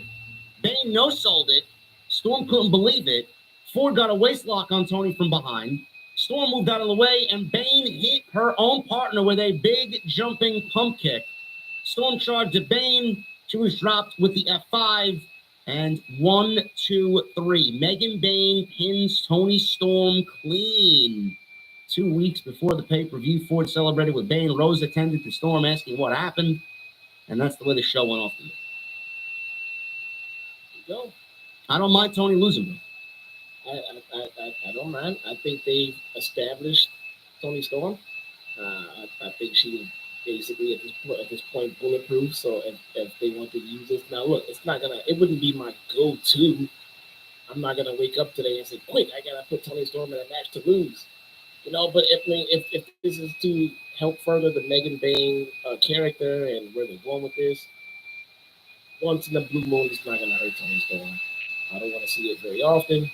But this seems to be worth it because they are pushing Megan Bane pretty hard, as they should. So I didn't mind this at all. And Tony Storm was entertaining as usual. And her and Thunder Rosa worked well together. I actually wouldn't mind seeing a Thunder Rosa turn at one point and see these two go at it again. I don't really know where they go after this because Megan Bane is not winning the championship. So you already have her ascending the top of the mountain only to lose and go down. So where does she go from there? That's the one part I'm concerned about, So we'll see what happens there. As of now, I don't mind Megan Bane pinning the champion because we all know Tony is going to go over the pay-per-view. And that's the way Dynamite came to a close. Now, Collision is looking like this. Jay White for Kevin Knight, who's great. Kevin Knight is fucking awesome. So he's coming over from New Japan. Apparently, he's a free agent. He is super athletic, and he's got a great look. So that should be a great match. Mercedes is going to be in action. We did not get any follow-up on Dynamite for Mercedes and Athena, which, I'm so dumb now as to why we didn't get what could be a potentially major match for the women's division. No follow-up on this show, but we got fucking Vanilla Baby and all these other nothing matches, but Mercedes and whatever happened with Billy Starks last week and Athena this week, nothing. I don't get it. Jamie Hayter is back. Like Jesse said, she's going one-on-one with Queen Aminata. Big Bill and Brian Keeper's top flight, and Weirdo versus Dax Harwood. Wow. Yeah, bro. Good luck, bro. I'm on it, man. I will go back to watching Collision, so you guys, And then Dynamite next week. Will Ospreay's back, and Jon Moxley teams with Marina Shafir against Swerve Strickland and Willow Nightingale. That's actually not bad because I would prefer that instead of a Marina Willow one-on-one match. I will say. Yeah, I was say that sounds interesting, and exactly, I agree. I think Willow would just shit all over Marina Shafir in a match, and this mixed tag is a fantastic way to shadow. I don't want to say hide, but help shadow Marina's in-ring ability because it's still going to get exposed a little bit, but it'll be fine. It'll help tell a story. And the last time I saw her, at least, she wasn't the absolute drizzling of shits like she used to be, but she's definitely not on the level of Willow Nightingale. No. Thank you guys very much for a very entertaining and great stream tonight, man. And once again, thank you to Bear Mattress for sponsoring the show tonight. Bear Mattress, is the official sponsor tonight of Off the Script. Use that promo code JD from NY. Use our unique link that I pinned not only at the top of the live stream chat, but in the description down below. 40% off and 2 free pillows. Freddie approved. So make sure you guys go get that and check them out today. Take the test for yourself and get a good night's sleep, because I certainly could use one. And I've been getting some decent sleep on the Bear mattress. Make sure you guys go check out all the other content on the channel. There's plenty to talk about. We were live with Jason last night, Solid Monster of episode 88 of Tuesday Night Titans. We are on our way to 100 episodes, coming up on Jason's 1-year anniversary of TNT. It's going to be good. So go check that out. Yeah, it's been a year, man. So go check that out. I was live for Monday Night Raw. We'll be live for Friday Night SmackDown. I don't know what time yet, because the earlier show was so bad last week. I'm like, I just want to sleep, bro. I just want to sleep. So we'll figure that out on Friday. Go follow Jesse at Chi-Town Smart. Also on YouTube, click the link that I provided for his YouTube channel down below in the description of this very video. And hit that thumbs up, man. We are looking for 1,000 likes. We had upwards towards 3,000 in here tonight. And we got 858 likes. I would love to see that at 1,000. So if you guys can do that. And thank you to everybody watching on X. And thank you to everybody watching on Twitch. Appreciate you guys very much. Let's get into these super chats and then get the hell out of here. We're going to start with the Ashen Chevalier. $5 super chat. Kenny once wrestled a blow-up doll at... Was that the first one? I'm sorry, I lost him. I don't know what happened to the Ashen Chevalier. Oh, man, I lost him. I don't know. What happened? YouTube just glitched on me. We'll start with the OTS Tribal Queen. A recommitment. It's not a new membership because you got a title belt next to your name. I see you. Thank you, OTS Tribal Queen. I'll leave with a 5. Hey, JD, I saw the picture of your Twitter of Von Wagner. But can you please do an impression of him by saying, put the lotion in the basket? Already did, Ollie. Already did one tonight. He's not with the company. He was hired as a security guard during the Hobbs and Mark Davis role. Michelle Moran with a 2. Tonight's show cured my insomnia. Mox and company blow. They do? It's awful. Michael Krause with a 2. JD Jesse, OTS, let's go, says Michael. Yeah. Drew Gilmore with 31 months. HOG planting its flag in my second hometown of Orlando. I plan to check out the school once it opens. Future shows could be better than AEW tonight. Sure. Indigo with 51 months. Happy birthday to me, Indigo. What the fuck are you drinking, bro? Happy birthday, brother. 51 months is a long time to support what we do here, bro. DW Hurd with a 10. Good to be back, JD. Finally got paid. Did the Rated FTR bit feel like a therapy session? Felt like I needed a notepad and a pen for this promo. Bro, whatever was said was illogical trash. I appreciate you being back, Hurd. Joey Taylor with 2. Dynamite was an okay show for a change. No, it was not. Certainly was not okay. You have low standards, Joey Taylor. It's all right. You can like the show. I'm not saying you can't, but it was not a good show.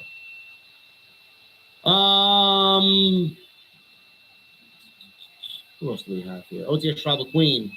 Hey, JD, at this point, and I really hate to admit this, but Road Dogg would outbook Tony Khan and be an improvement to this show. OTS for life. Road Dogg is not doing what he needs to do on Friday night, Tribal Queen. Tony's the worst. The cart in front of the horse. Yeah, Tony is not doing what he needs to do. Matt Eagle with a 4.99. TK is more proud to surpass WCW Nitro than putting on good weekly television shows. Pathetic. His priorities have usually been fucked up, bro. Jedi Joker. I'm sorry, Jesse. It must suck to be honest. You got everybody with a goddamn microphone and a camera, talking about what AEW should be doing, and how much they suck and what they can't do right. And then Tony Khan says, in response to someone like Eric Bischoff, see, we did make it a television. Then they say, well, why you gotta mention that? How come you just can't do nothing? Why can't you just can't not answer that? How come you just can't? If they say nothing, they would be like, he doesn't even respond to the criticism. Yeah. What he does is like, why are you focused on them? Yeah. They can't do anything, right? No. Eddie Valentino with a 5. This Dynamite card would have been a great house show card, not for the A show. No. No, but according to Tony, they're on a great string of shows. Yeah. You know, Wait, he's still saying that? he said it again tonight, yeah. No, he didn't. Yes, he did. He did. I wouldn't be surprised if he said it a couple of times tonight. I know he said it once because I saw it. Jedi Joker. Thank you, bro. $5 super chat. 11 days away from Dynasty, and if it wasn't for me going to the show, it wouldn't feel like there's an upcoming pay-per-view. No. No, they have not many tickets sold for this show. Their going rate for pay-per-views is anywhere between 6,000 and 7,000 people now. Revolution was the odd man out with 10,000 people. But I'm assuming a lot of them were comped. David, thank you, brother, for the 200 in super chats, and I appreciate it, man. Get well. Get back to us in good health. What else do we got here? We got Toya Ain't Nice with a $2 super chat. Hi, JD and Jesse. Hope all is well. John Lamy with 32 months. The best thing about Wednesday nights is OTS. OTS for life. Thank you, John Lamy. Best in the world, Matt. $10 super chat. What's up, brother? Hear me out. WWE sticks it to AW again and signs Mariah May, and then she does the timeless gimmick or variation of it on WWE programming. I would not be surprised if they attempt that if she did end up over there. But the sad thing is, she's not, man. All the discourse with Mariah May, she's going to end up in AEW and get paid. Mariah May's not good. She's not going nowhere. Brian Finelli with a $4.99. Mike's surgery went well. Good spirits. Not out of the woods yet. He's thankful for everyone's support. He was blown away. OTS fam, heart emoji. Happy to hear that, Brian. Keep me posted, brother. Nate with a 5 coming to us from Australia. Whatever happened to the pay-per-views on Max? Are the numbers that bad that they're not going to bother now? How are you guys personally? 1 year today, I had to put my dog down. I'm sorry for that, Nate. I'm coming up on 1 year of Bacardi, believe it or not. And whatever happened to the pay-per-views on Max, I have no idea. I'm assuming that it will start with All In. I think that's the plan. But they should already be up there, and they're not. Maybe, who knows? Jay Everington with a 10. Yeah. The year is 2031. John Moxley just beats Von Wagner at All In from the country or the county fairgrounds in Fruitland, Idaho, in front of 156 fans to retain and continue a 7+ year title reign. Death Riders for life. Can you imagine? Yeah, I can imagine. Sad thing. The Boss Mo Jackson with a 190. If AEW continues to book the way that they will be finished after this current contract is over. I'll tell you that right now. The Boss Mo Jackson with a 199. On TNT, you're calm and cool. On other nights, you yell with fire. I didn't know I had to yell on TNT. It's the whole point of the show. The whole premise of the show is two dudes who love pro wrestling, who are good friends, sitting in a bar talking about pro wrestling. It's like, we want you to be at the bar with us. Yeah, TNT explodes. It does, yeah. Yeah. You want me to explode on Tuesday night? This viewer does. You want me to come Tuesday? What? That's a Jason problem, sir. The Von Wagner meme, bro. Yeah. Oh, man, I cracked myself up, man. DWR with a 20. I wanted Kyle Fletcher to lose so we could start going on his own. But Brody put his body on the line for basically nothing. Yeah. Nothing. Nothing. I yell on Tuesday nights as well, says Phil Alicious. No, I don't. I just watched this too, bro. I usually work for most of the shows. I don't want to get into the chat and disrupt the flow of the stream. Yeah. I already had somebody clip my discussion with Jason on Eric Bischoff and Tony Khan out of context and post like a 20-second clip. Oh, even the Solomons can't stand JD. If he couldn't stand me, he wouldn't be on the show for fucking 60 weeks. Fucking idiot. Don't try to explain. DW Hurt, thank you, bro. Lucky Death with a 10. While I'm never watching AW again after that stupid nailboard spot, I'm happy to watch the review and support the show. Much love, JD and Jesse. Thank you, brother. MGM Ballin for the 199. Fire Hoodie, Jesse. One of my all-time favorite shows. I think this is a Illinois chapter. There you go. In the back of it says Illinois at the bottom. There you go. Never watched one episode of that show. I know, I'm deprived. I know. I'm But deprived. don't start now. Start with the Sopranos. Eventually. So now, man, The Ashen Chevalier with a 5. I'll give Soraya one thing. She finally dumped that human landfill, Ronnie Radke, last year. She did. But I will say this. Ronnie Radke is a very talented musician. and he's far better than her last boyfriend. You can't take that away from him. Carlos Ortiz with a 499. I selfishly want Saraya back in WWE because I believe she's the only woman to convince AJ Lee to come out of retirement and return to WWE. Now, the only person that's going to convince AJ Lee is her husband. AJ Lee. And AJ Lee.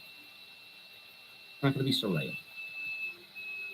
Ashton Chevalier with a 5. Snowman Khan uses NDAs to cover up how small his ego and Cucumber is. Oh, okay. Okay. Corey Williams with 31 months. Gail Kim versus Tiffany Stratton. No, thank you. No, thank you. Mark of Cain with 29 months. Thank you. And thank you, Corey, for 31 months. It's such a shame AEW's gone downhill. WWE can't be the only promotion. When we lost WCW, it set wrestling back 20 years. We are repeating it. Well, blame Tony. He doesn't listen. Yep. Ashton Chevalier with a 2. Word to your jobber. What's the situation with a 199? Kenny in a jobber match is like Punk getting on right now. No, you wouldn't see CM Punk in a jobber match because, I mean, he's only got so many more bumps left in him. Why would you want to do that to Kenny Omega? Use wisely. Use him wisely. Osmo Jackson with the 499. I think pull-apart brawls are lazy booking. It's what they do when they have nothing else to do to get fans interested. AEW sucks. Free Wardlow. Wardlow's going to be gone. He's going to get... I wouldn't be surprised if Wardlow gets a release. And he signs an NDA. Ashton Chevalier, this is the one I read. I don't know why this one was showing up above everybody else. Kenny once wrestled a blow-up doll. At Dynasty, he wrestles 2 charisma vacuums. Listen, they're both great wrestlers, but are people going to be clamoring to see Speedball Mike Bailey on TV every week? The answer is no. No, he looks like a fucking...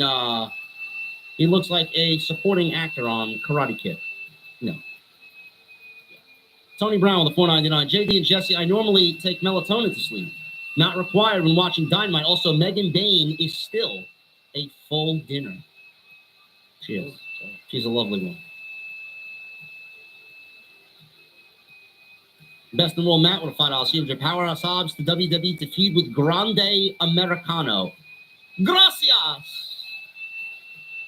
Did you see the Grande Americano stuff, Jesse? I did. I think it's great. Did. I thought that was hilarious. I saw people calling it racist. I'll say this.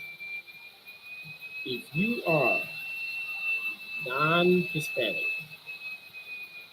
then I don't want to hear you talk about how it is racist. I'm not going to sit here and tell someone who is Mexican or Hispanic, tell them how to feel about something they feel is racist. That's on them. If it made you feel like you were being made fun of because of your race, I mean, I can't tell you how to feel. Bro, let's be honest. They white guy sitting around in the burbs saying it's racist. Shut the fuck up. Bro, they made it about Trump. That's why they hated it. Because they mentioned him being from the Gulf of America. Yeah. That's all they do. People are psychotic. That's all. The human race has degenerated to where we are now, and it's sad. I only feel that way because I absolutely hate when something feels racist to me, and then some white bread dude from the burbs tells me that it's not racist. I don't know if you know what it feels like, but you probably shouldn't tell someone who does. Okay? Triple X in the chat says, I'm Hispanic and I found it hilarious. Enrique Martinez says, I'm Mexican and I found it was funny. Bingo. I mean, and if it was me, I'm telling you right now, if it was me, I would have felt it was funny too. I shit you not. But I mean, I'm not going to sit here and tell somebody else, maybe it did offend. Maybe it's something about their heritage that I don't understand, and that's why I don't understand it or see it. But if you guys say if you're Mexican funny, I believe you. I'll be in the same boat as you, man. The Him Jong-un in the chat says, I'm Martian, and I loved it. I loved it. I thought it was great. Go. Sometimes, I'm sorry to cut you. Sometimes people just need to take entertainment, and again, sometimes some people who are not in the position to call something not racist, when they should shut up, they should take the time to just, enjoy something for what it is. Tropic Thunder. Robert Downey Jr. caught so much shit for wearing blackface and that gimmick that he's wearing and everything like that. And I thought that shit was fucking hilarious. And all the black people that I know who saw that shit also thought it was hilarious. But then so many people started screaming it was racist and tone deaf and this and that. It was fucking funny. It was the context, satire. I don't know. I don't know. It was fucking hilarious. What's that dude doing the roast of WrestleMania? Tony Hinchcliffe from Kill Tony. I'm not a big Kill Tony fan. I watched a handful of episodes. I thought what I saw, especially the Trump and Biden one, I thought that shit was fucking hilarious. I mean, I sat down for 2 hours and watched that whole episode. I thought that was fucking entertaining shit. Oh, of course JD would like Tony Hinchcliffe. Like, the fuck does that mean? I'm racist because I found his comedy show entertaining. He's a fucking comedian. He's supposed to make you mad. He's supposed to rile you up. He's doing his job. Yeah. Fucking stupid. Gold. This is not the 90s anymore. No. Gold Standard with a $5 super chat. I would rather have Omega wrestle 100 squash matches than have him talk on the microphone. Omega could really use work on his promo skills. We're too late for that, bro. Oh my God. What? We're too late for that, man. Also, he says, and they should never, and I mean never, give the mic to Speedball. I mean, it was necessary to do it once, but yeah, now we got that out of our system. We can kind of avoid that as much as we can, please. Blue Jay with the $2 super chat. Why is Speedball glazing? Shaking my head. Cringe. Be unique. Yeah, I didn't understand it. That whole promo was a mess. You gotta know Mike Bailey and his game. Okay? If you ever watched Mike Bailey and Impact, then you would know. I mean, somebody, I think it's Hooligran, just said a little bit ago that Mike Bailey couldn't wrestle. Mike Bailey can't wrestle. I'm fucking yawning over here, bro. This show is. He said Mike Bailey, if he can't do anything else, he can fucking wrestle. On the microphone, though, yeah. Blue Jay, thank you. Gold Standards with the $5 super chat says the Young Bucks think they are stars because a rich guy loves the indies. In the WWE, the Bucks right now would be at promo class in NXT. That's good. Yep. Demeter Bullion. I'ma grab Copeland by the G-string with a $7.99 super chat. He says, I slap Jungle Boy on the ankle because he do that thing that he do to Vicky Guerrero, punching Vic in the crouch arrow. Triple H not happy chap, so he slapped MVP's granny.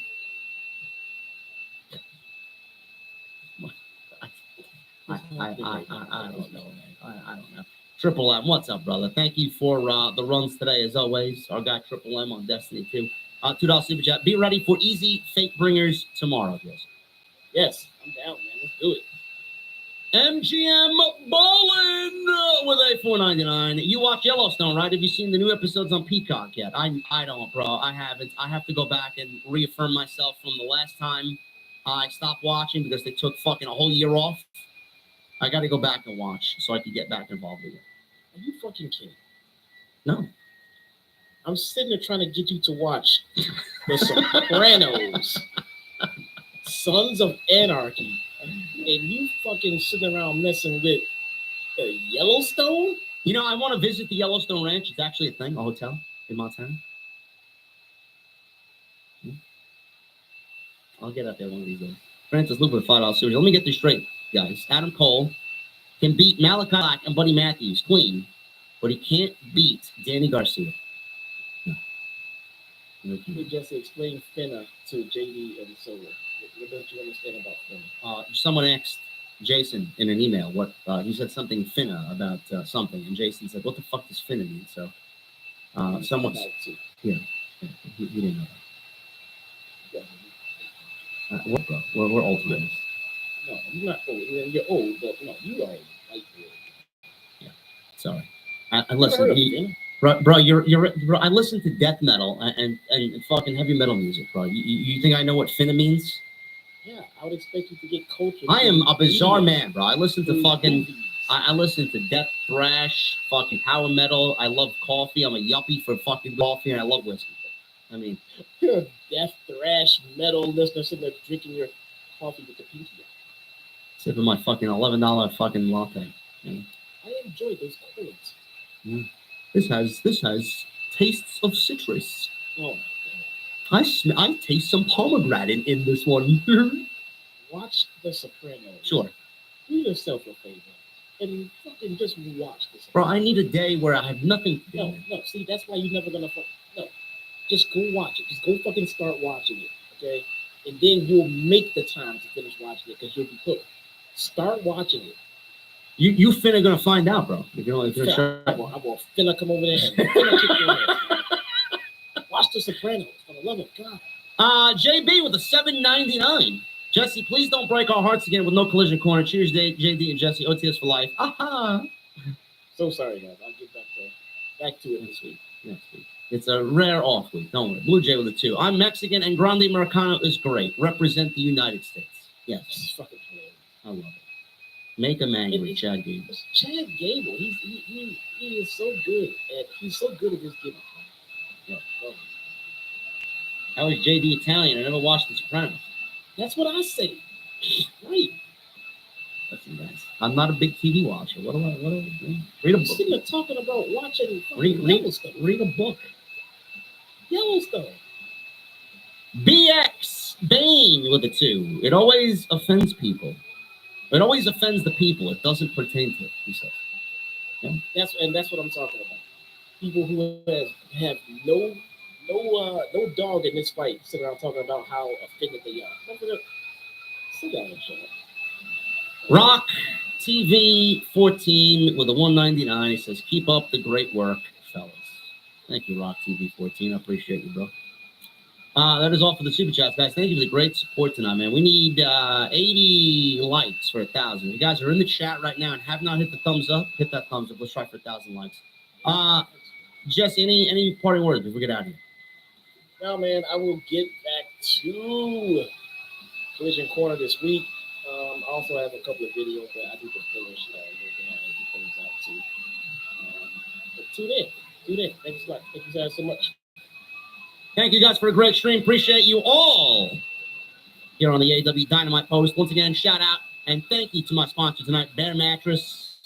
Make sure you guys go check them out. 40% off and 2 free pillows on me. Use our link. Code JD from NY206. Actually, no, it's not 206. It's just JD from NY. Sorry. I'm thinking about my Twitter. Follow me on Twitter at JD from NY206. Make sure you guys go check out all the content on the channel. Plenty of it. And the next time you see me will be, I believe, on Friday. I don't know where we are on Friday. I think the WWE is in the United Kingdom on Friday. Yeah, I can't wait for Cleo. Anyway, guys, thank you very much. I'll see you Friday live for SmackDown right here on Off the Script. We'll see you guys later.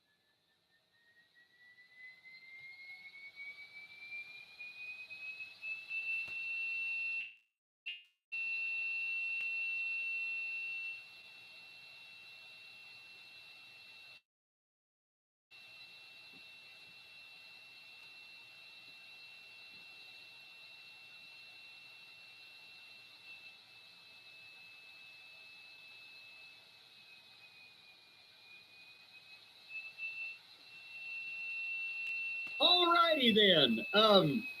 Should we, before it's too late, talk about this thing that happened the other night on the television with the folks at AEW? They were in a snowstorm, and not the kind of snowstorm that some people like to associate poor Tony with on the internet, but an actual snowstorm from up in the sky there in Omaha, Nebraska. I bet it can get cold out there in Omaha.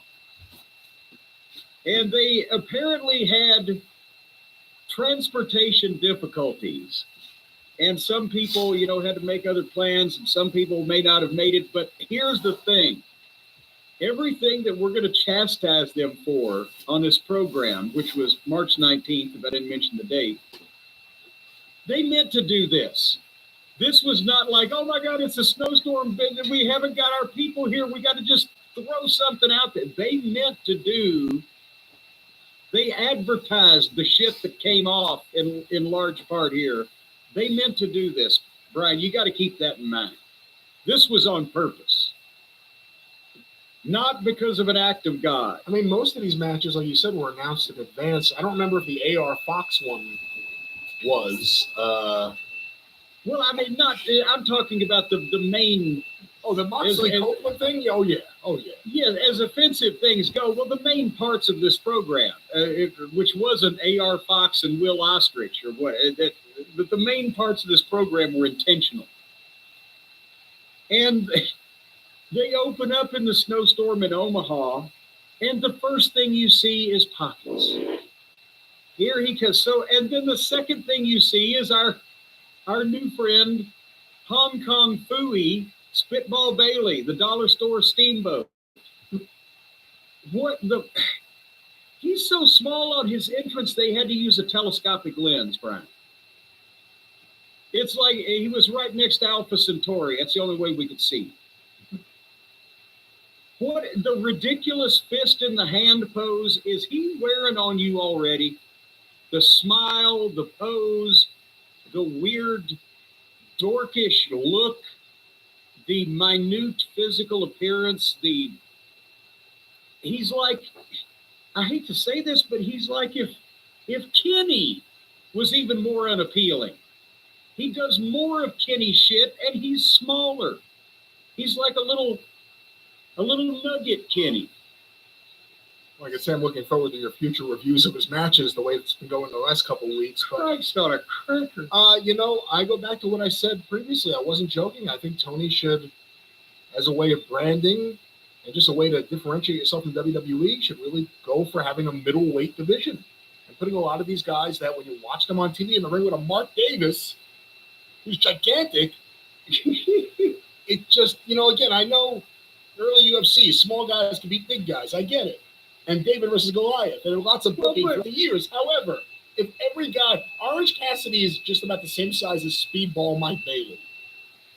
And there are plenty of other guys. I think he's a little taller. He's a little taller. You got to give him that. But very slight.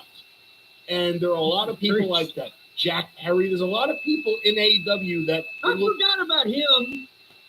He's with his buddies in Cucamonga playing video games, getting paid because they took their ball and went home, right? He's hanging out with Anna Jay. She's off TV too. It's one of these Tony Khan vacations until he brings everyone back. He took his balls and they went home.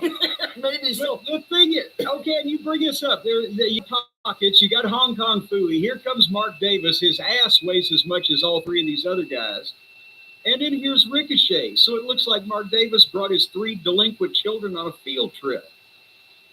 But it's not a middleweight division wouldn't solve it.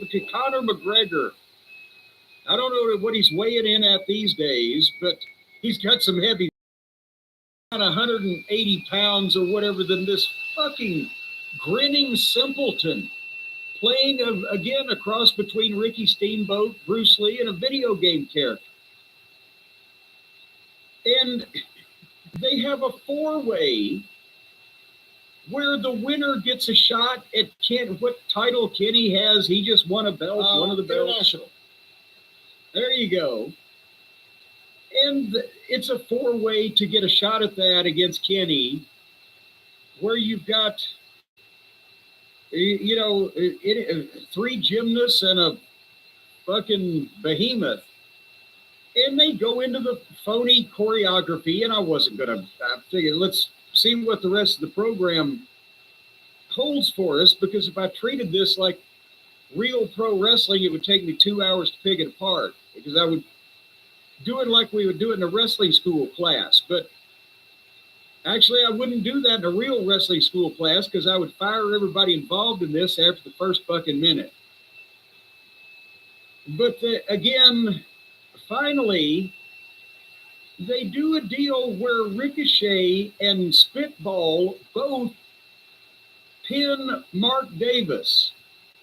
So they made both of them winners, and they made the match with Twinkle Toes for whatever title a three-way between the three biggest goddamn acrobatic swing dancers in the company.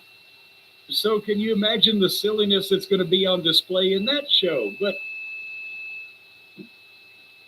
30 minutes, the first 30 minutes of this program was three goofy kids and a job guy. And forget about the weight categories. Just make it, be honest, children's wrestling, by children, for children. Even if we're not chronologically children, we have childlike minds. So mentally, we're still children. And we're the size of children. And the only people that this appeals to is children that are about to enter the sport of gymnastics. Because it's a bunch of choreographed tripe. No wonder wrestling lost all the UFC crossover. I think we've safely avoided any crossover between any of this horse shit and any kind of real fucking fight. 30 minutes, Brian. What have I missed that the people are just loving about that display of? There was a spot where Mark Davis picked up Orange Cassidy by the feet and brought him into a pile driver that was really good. But it wasn't even the best pile driver on this show, actually, now that I think about it. This went a while. You know, I was thinking, how are they going to beat Speedball Mike Bailey if they just brought this guy in and they want to do something with him? But then again, you're going to have him beat these other guys and get a match with Kenny, and they got around that. I'll say Tony's finishes are getting worse and worse. Obviously, they wanted to set up a three-way here, but the Moxley matches, one on this show, not just the finishes, but the things happening around the finishes. Well, now, I don't think we can blame Tony for Moxley. I think Moxley, this is his art being expressed in real time, sort of like after a fucking enema, after a dinner at Taco Bell, is expressed in real time. But they want to be cute. They all want to be cute if every match has to be cute in some description. I guess my point is, if they're going to sign all these guys, and at a certain point, it may be all they can get because of what WWE's doing to lock down the industry, because of the decline in Japanese wrestling, a whole number of things. If all the guys you're going to be able to sign, or a lot of them, are smaller guys, should AEW do something to take advantage of that? Instead of it just being like, well, because everyone's a heavyweight, should they do something to differentiate themselves from okay, I was being a smart ass earlier, but I will answer it seriously now. That might even be something they could do, but that's not the answer here, because there is not a lot of money in these people at any fucking weight, because not of the what they weigh, but because of their level or lack thereof of charisma, of talent, of ability to get over, of not being repetitious. And Bailey looks like a fucking dork. Guys don't want to be him, and fucking women don't want to fuck him. So he's fucked as a babyface. I thought you were talking about Bailey and WWE for a second. I was like, what the fuck is he talking about? No, Spitball here. I'm not bringing her in. I bet a bunch of women would like to fuck her. Anyway, but nevertheless, back to, yes. It's talent, it's charisma, it's personality, it's ability to fucking speak. It's not having this indie mindset of these repetitive video game fucking goofy matches that appeal to the same people that are going to see this. The talent changes in AEW regularly, but all the ratings do is go down. because they've already done everything you could fucking do, and now they've just got the replacement people doing some more of it. They don't make stars. They make moments and big bumps off the fucking roof. They don't develop stories and rivalries. They have dream matches. It's just all meaningless. Tony can't pick talent.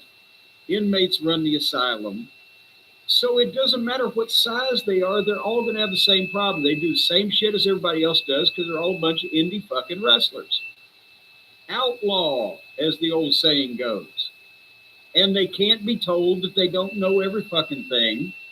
And Tony makes them believe that they're goddamn God's gift to wrestling with the way he treats them.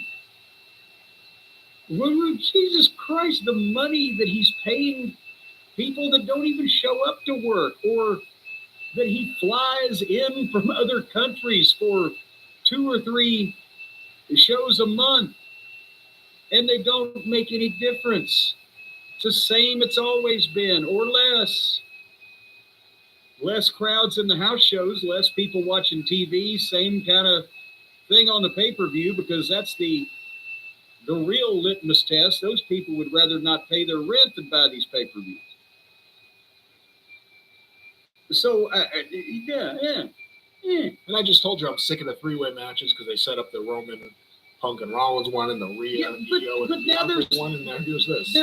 There's 3 people that can do flips instead of 2 people, so it'll be an even bigger match, and even greater. All right, let's move on, because we got to get to the meat of the matter. They did a nice package putting the Hurt Syndicate over. They're the only real major league talent in the company right now that seems like they're actual serious pro wrestlers and etc. But as soon as they play that package, here comes Mercedes Moon and her little stripper shimmy to kill the vibe of that whole thing.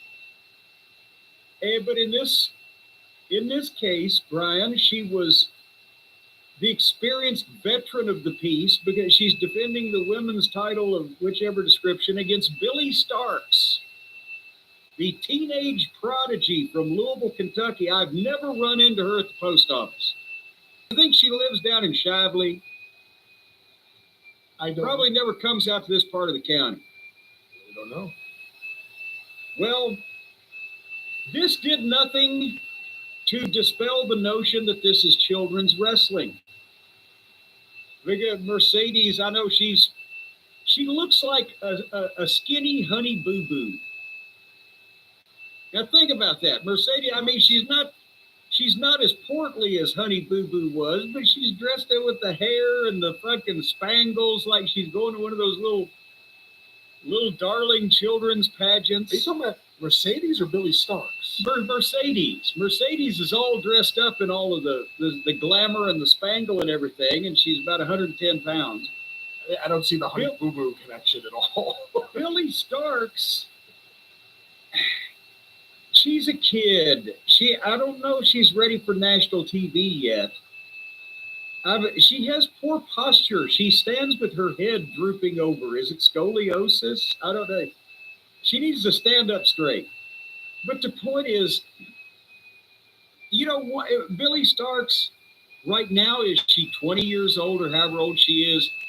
She don't have much of a tan. She don't have much of a physique.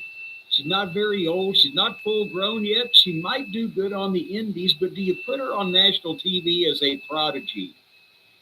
And the answer is no, you don't, because she ain't. She's not Nadia Comaneci as a fucking athlete. She's not Terry Gordy. She's not Terry Gordy.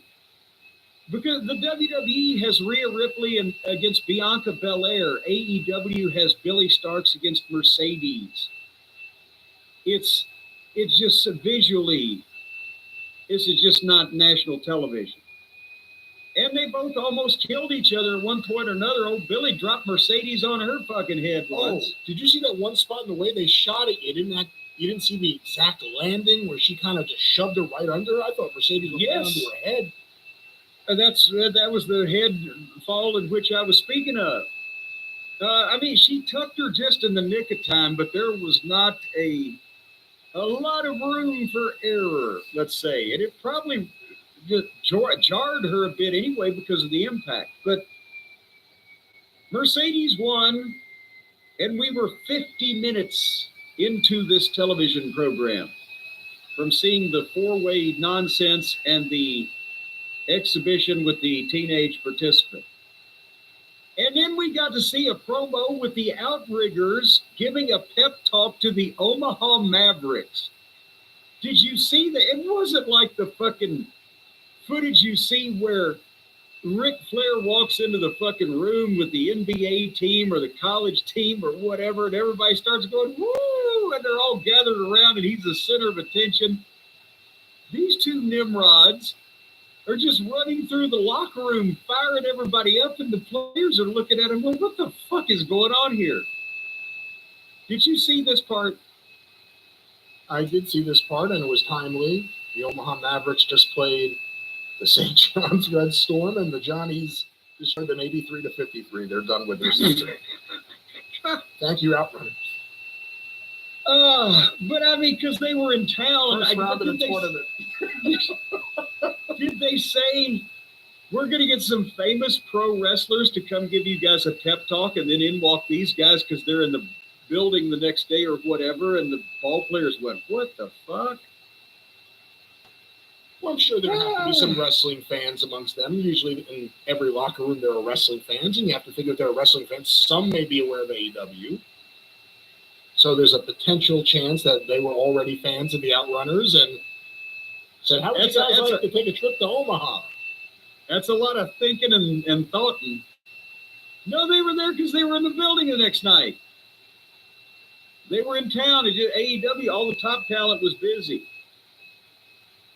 And MJF, where the fuck is he? He's on tape again. Is he left the country again? Is he filming another major motion picture? Is he somewhere trying to establish a new identity free from... If there was ever a week to get out of coming to TV, it's the week of the snowstorm in Omaha. Hopefully he's in somewhere where he can sit back and reflect on all of this. He did a promo running down the competition. It's clear to him that he needs a clique to combat Moxley and company. Why is MJF... I know he wants to get this is what this booking, he wants to get the belt back, but the belt is currently in the hands of this fucking shit heel.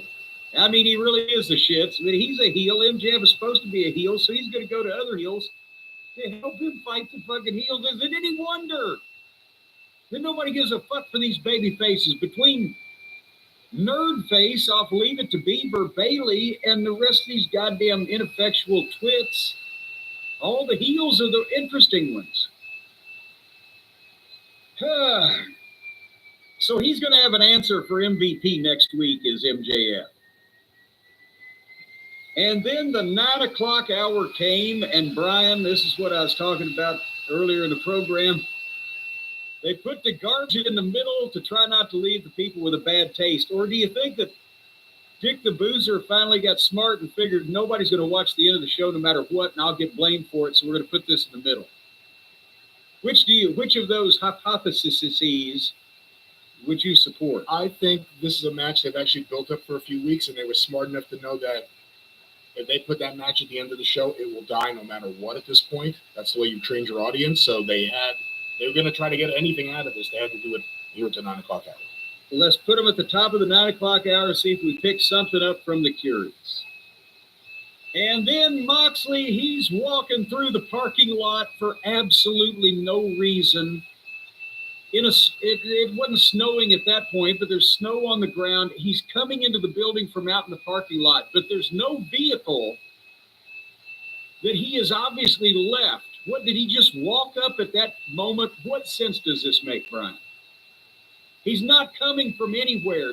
Somebody just dropped him off? Would he Uber over? He looked cold. He's walking through the parking lot, and as he gets up to the TV truck's edge, jumps him in the parking lot. And they gave that away because as soon as he got up there, all of a sudden for the first time, the camera wasn't in front of him. The camera went behind him so you could see someone run up. Yeah, well, because they want to make sure they get all the shots because they're trying to win an Emmy. And he couldn't see, even though he was in a parking lot of snow. And snow, boy, really, it heightens your vision with all that light and reflectivity.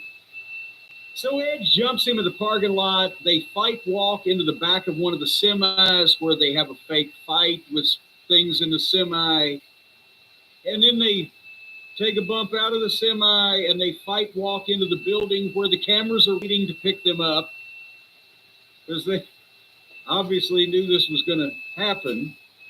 It looks so bad. It's not only is it more the same shit, but they're not even trying anymore. They just go from place to place and rattle their toys around. And Edge could have retired after the WWE and still been a big star. But people would have had fond thoughts of him. He's going to get probably another $10 million or so out of this little run, but he's damaged his reputation if he gives a shit about that. But they fight through the hallway into the arena, and there the fans see him, so finally they, oh, here they are finally, mildly react. And they get to ringside, and of course this is an AEW World Title match with Edge against Dick the Boozer, but it's a street fight. No disqualification, anything goes, lazy booking.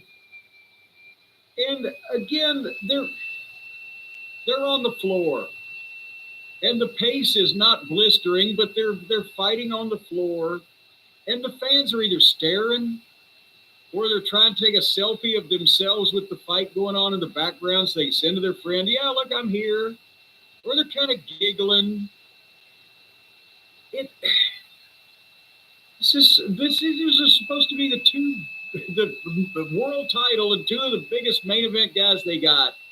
And people are just standing there gawking at it. They're waiting for somebody to crash through furniture or get hit by a car or be impaled.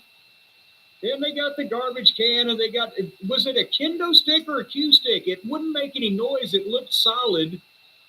And it fucking looked like it hurting anything like that. And Brian, am I overstating? I don't mean to drone on, but am I overstating? This looks fucking fake. They don't have to go these places. They're cooperating with each other to walk to these places and then exchange blows, most of which don't look very good. Am I overstating this? No, I don't think any of this looked very good. I don't think any of these kind of matches with Edge have looked good since he returned to wrestling. That one with Randy Orton at WrestleMania was one of the worst things I've seen in my entire life. And Moxley, on a good night, his stuff looks like shit. So even if you get past this... And Edge lays there immobile. In a way, trapped in his chair. While Moxley goes to the fucking top rope. And then Edge gets up and throws the chair at him. And then he suplexes him, the big superplex off the top rope. And then they got up and traded fake forearms. It's the same fuck. And then Edge went under the KO and he dropped out of Edge. Every baby face went into the ring, introduce a weapon in the match that nobody's ever fucking seen before, and then lose it to the heel like an idiot. But Mox didn't use it then because, well, why would you use a in it when you can fucking go outside the ring, pull out a table, and slide it in? That'll win you a fight a lot quicker than a bat with spikes in it. Which, again, my theory that they left a flat side, so hit with it. But I'm trying to figure out what the spikes are. They were too light to be steel spikes, the way they're swinging that thing around.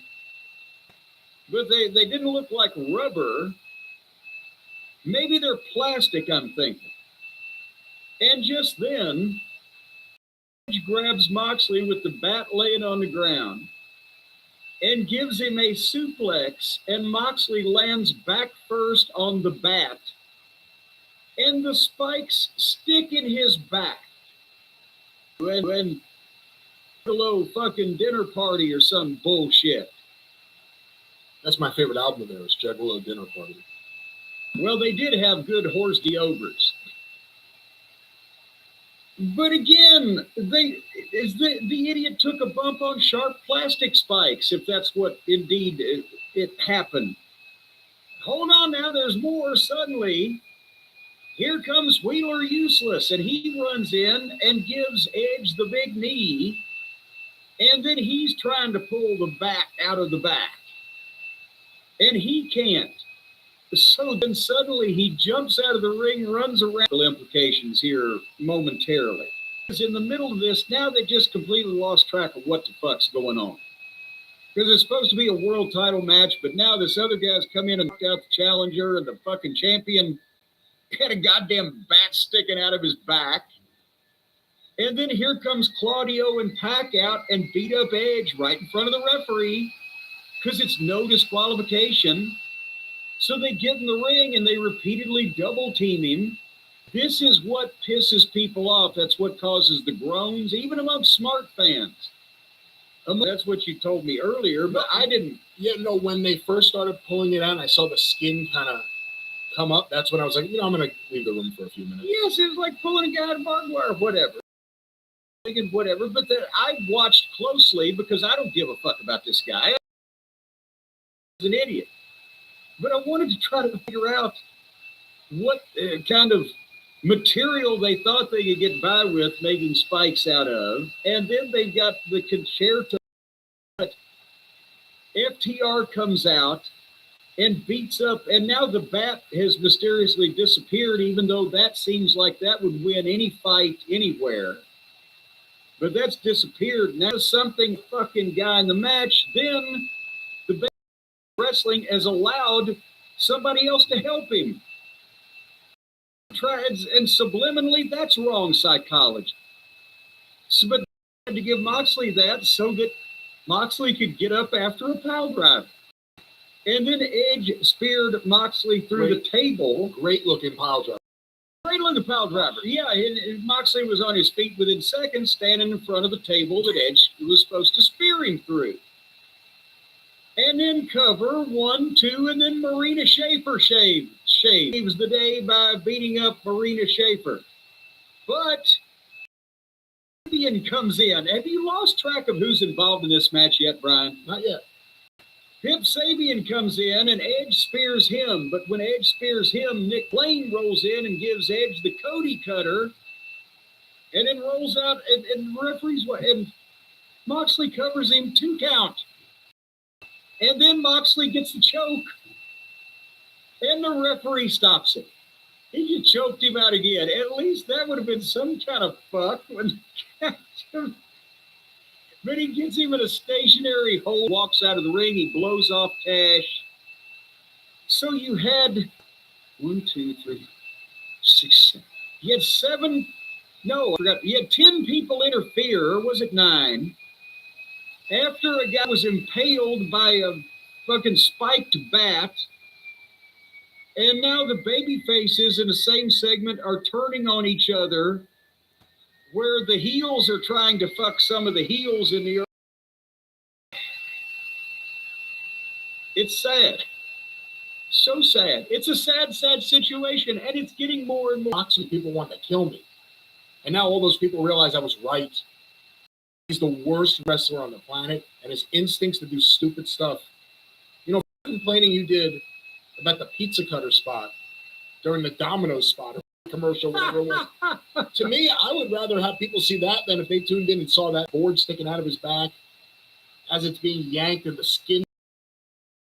A step way too far. Watch the staph infection this fucking guy's gonna get for that stupid. No.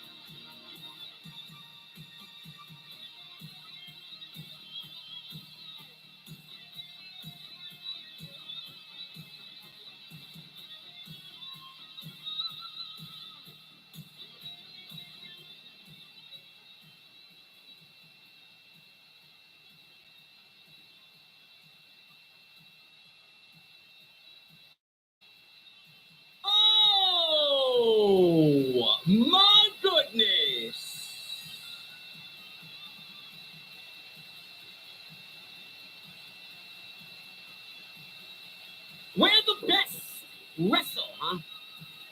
Oh man, we're the best wrestle, man. Moxley and Copeland showed you exactly why AEW is not where the best wrestle. Absolutely obscene on Dynamite tonight. I wasn't sure I was watching the second largest promotion in the United States, or I was watching some rinky-dink GCW light being run out of a fucking armory somewhere with 60 people in attendance. I don't understand, I don't believe why they feel like they need to resort to indie mud show trash.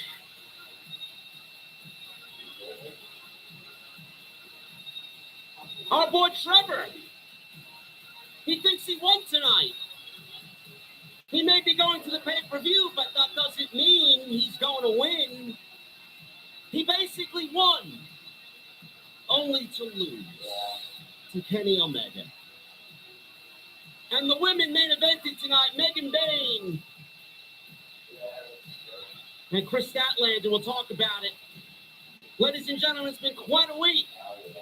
But I'm going to the venue. I got my cold beverage already, and when I get there, I want to know on this Wednesday night, what the fuck are you guys drinking? I'll see you over there.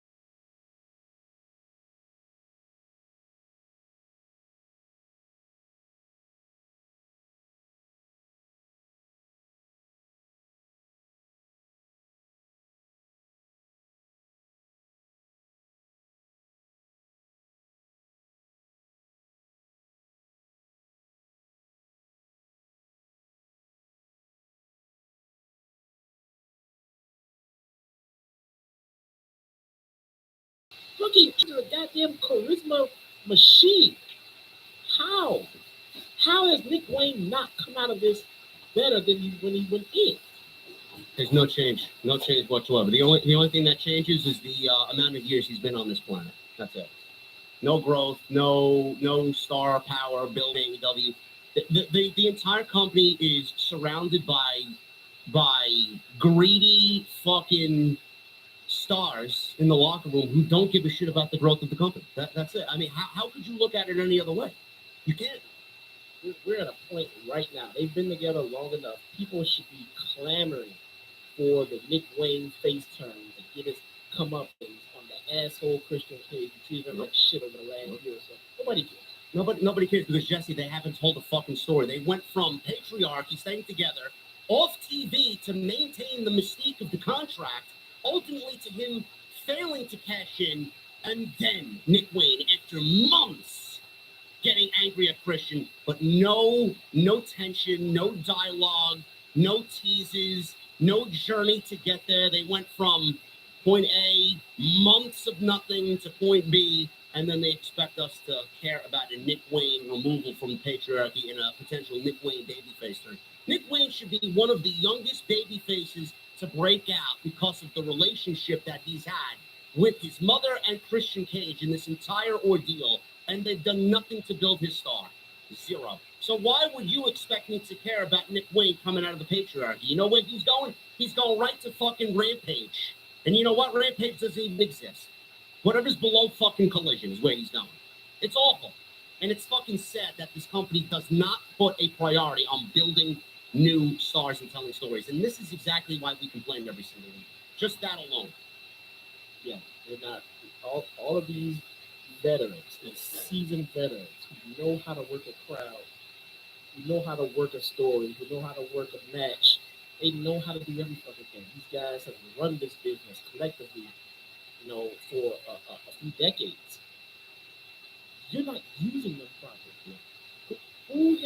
Who has Copeland elevated in his return? Zero. He's elevated nobody. He hasn't even elevated himself. After tonight in the spot that we got, I don't think he's elevated even himself. He's lowered himself, honestly. They have the right idea about putting Christian Cage with Nick Wayne. Nick Wayne should be a prospect. Nick Wayne should be somebody that they have future plans for down the road. Right now, Nick Wayne is under mid-card, which is where he should be. He's gotta pay his fucking dues. But working side by side with someone like Christian Cage should give him a fast track to get straight to that fucking mid-card title run somewhere. He's worse than where he was when he started this fucking faction. What are they doing with him? I don't know. It's sad. You know, a lot of people said that the inmates run the asylum in AEW. You know, we don't have any concrete information on that, but if you want something to really give that statement and that rumor some legitimacy, just look at this storyline. Tony Khan has let his veterans basically book themselves, and if there was proper leadership in the company, we wouldn't be getting somebody like Nick Wayne from the patriarchy, who's got absolutely zero story around him, being removed from the patriarchy, and us not giving a shit. If there were writers and producers and people, consultants who actually oversaw this shit, instead of letting the talent run the shit, which goes from talent to whoever Tony's right-hand man is, back to Tony Khan, and then he finalizes everything, it would be a lot better off than what we're getting now. But when you let the talent run their own shit and book their own stories and pitch their own ideas for Tony to say yes or no, then everybody gets lost in the shuffle, and then you get someone like Copeland and Moxley who don't give a shit about the young talent, that will disregard the young talent and only look out for themselves because they don't want to let that spot go because they are who they are and they feel like they belong there. It's so fucking bad, bro. It is so bad right now. I don't know how anybody doesn't see it. It will be glossed over. It will be overlooked, and people will be saying, "Oh, JD Chester did nothing but grifters and negatives." But meanwhile, we are making a ton of sense right now, and nobody could really back up what the company is doing right now. Listen to us and say, "Hey, man, these guys are wrong." No, you can't do that. That's right. We'll just keep being the bad guys, and I guess everything else is just working out fucking perfectly fine for him. No notes. Nothing. Don't worry about us, man. Nothing. What else happened tonight? We got the ladies main eventing, shouldn't have belonged there. We got Megan Bayne and Tony Storm potentially right now going into Dynasty. I don't know why we're booking Megan Bayne in a one-on-one match because Tony ain't losing that championship after she just won it. I don't really get that. Because she has to lose at some point. She has to lose at some point, but why put her in a position to lose to the world champion? Where does she go? It's like using a cheat code, bro. You're on stage 1 and you got no power, and then you use a cheat code to get to the final boss, and you got all the fucking level ups that you should be getting and acquiring during the play of the game, and then you lose. And then what happens then? You go right back to the bottom. Where's the evolutionary stages? Where's the journey? We go from 1 to the championship match, and then she loses. Where does she go? You don't go anywhere but down. I don't understand why we're doing her and Tony now, ultimately for her to lose. So what's the outcome? What's the outcome? Does Penelope Ford turn on her? We don't. They haven't even bothered to tell what the relationship is between them. What is the relationship between the two ladies? What? Oh my God! Turn what? They're together.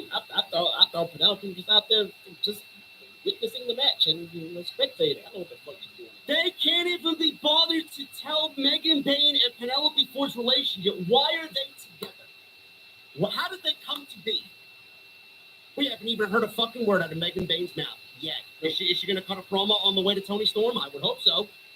After tonight, Tony Storm's promo really cut right into Megan Bayne. Do you think Megan Bayne's going to come back with a rebut? She's got to speak at some point. Tony Storm even calling out. Say, you didn't say anything yet, bitch. What the fuck are you doing here? This show is fucking. It is so bad. It is so bad. And I don't want to say the show was worse than last week. It was better than last week, but the things that they are doing it's almost blatant. It really is almost blatant. We'll talk about it. We'll get into the situation with the ladies. We'll get into the Fatal 4-Way, International Championship Fatal 4-Way. We got Mark Davis, Ricochet, Speedball Mike Bailey, and Orange Cassidy for the right to lose to Kenny Omega at Dynasty. And we have, obviously, the Cope and Moxley championship match. No DQ street fight, Omaha, Nebraska. They made a big deal about the weather, and I'm glad that everybody got to where they needed to be safe. The show was not affected by the weather. Everybody that was advertised and everything that was advertised for the show was on the show tonight. So do not blame the thumbs down show that you got tonight on the fucking weather. Everybody was there, and everybody that was advertised was on the show tonight. So we'll get into it, and it is going to be an entertaining stream. We got 3,500 people in here, Jesse, on a Wednesday night. That is unbelievable. Make sure you guys hit that thumbs up. It seemingly seems that everybody who called for my demise, man, has only made us stronger on Wednesday nights, you know? Well, I don't know what the fudge is going on. I do not use social media particularly for this reason because it's just fucking depressing. It's stressful and it's unfucking necessary. So I'm a bit in the dark as far as what this whole thing is that you're talking about. I just know about the events that happen at home. Other than that, I don't know. I care, but I don't. Because if it's happening on social media, I kind of don't. I don't blame It's you. happening to you, it sucks, and I would like it to stop. But, and if I'm hearing about there's some drama going on in the community, that's not going to make me fucking rush to it. That's the reason I'm staying away from this shit, man. Yeah. I got my own fucking personal issues, my own fucking problems in my own life. I don't need an app to make it any worse. Yeah, it's been a crazy weekend. We're gonna try and get through this tonight, guys. Thank you very much for all your support. Make sure you guys go out there and follow us on social media at JD from NY206. Twitter, Instagram, TikTok, and Cameo. Go follow Jesse at Chi-Town Smart. Even though he doesn't use Twitter as much as some people do, he's still on there. He checks it from time to time. But you should definitely go and subscribe to his YouTube channel, which is linked down below in the description. So please go and do that. If you guys like what you hear out of Jesse, you get some of that in some solo content on his channel. So go and do that for me. I would really appreciate it. Hit that thumbs up. We got 700 likes. We need another 300 for 1,000. I would love to get 1,000. No excuses. We got 3,400 people. So make sure you guys do that. And please go check out all the other content on the channel. It's plenty of it. We're live from Monday Night Raw. We did almost 80,000 views between X and YouTube on the Monday Night Raw review. Solid Monster and I were live for a great discussion last night, episode 87 of Tuesday Night Titans. Go check that out. And make sure you guys get those super chats in. It's the best way to support the show. We will hang out at the end of the show and read through your messages with our cold adult beverages. Jesse, don't we have a corner to sit in? I think it's. I think, man. I think the community wants me punished, man. I gotta go. I gotta go sit in the corner. Huh? We gotta put you in the toned down of Collision Corner. Oh my goodness, man! Collision Corner. You know what time it is. Look at him. There he is. Look at him. So I feel like I've been spoiling everybody a little bit too much with Collision Corner. It's getting hard to outdo my previous content. So I'm gonna bring it back down to where the roots of Collision Corner stem from. Well, you know, man, it's gonna be tough to top Lucha Lane, bro. That's what I mean, man. I'm getting carried away here. I can't keep outdoing myself.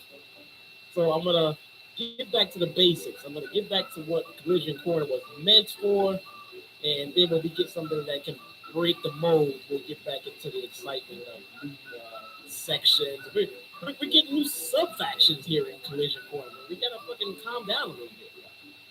So we have Ricochet defeats Shibata. Oh man. Yep. Actually wasn't a bad match. I listen. I'm sure it was not a bad match, but the clip that I saw on social media was very circus-esque, bro. It was. I mean, it was a. It was a nice little mix of Ricochet's high-flying style and Shibata's technical wrestling style. It didn't go crazy. It didn't go too long. It was just fine. It was all right. Who does that cater to, bro? Who does that spot cater to? Anybody who was sitting around on a Saturday night looking for a mediocre match to watch. Okay, which is about 200,000 people. At least it told a phenomenal story, right? Excellent. Yes, I'm sure. Our boy Trevor, what's up, man? How you doing, brother? You doing good? Man, I heard Trevor still killing it on social media. Yeah, he is, man. He's getting schooled. He's getting schooled by some certain New York podcast, man. I don't know who he is, but he seems like a cool dude to me. I feel like this guy couldn't wait to leave WWE. You know, he would have sort of waited about a few more weeks before he became a heel on Twitter. All of this shit he's doing on Twitter right now would have made sense. But it's fucked up now because he did it all as a babyface. It's amazing, man. It's like they almost don't read the community guidelines or the AW guidelines and handbook, man. They're not allowed to do what they do, and Ricochet apparently is breaking every single one of them.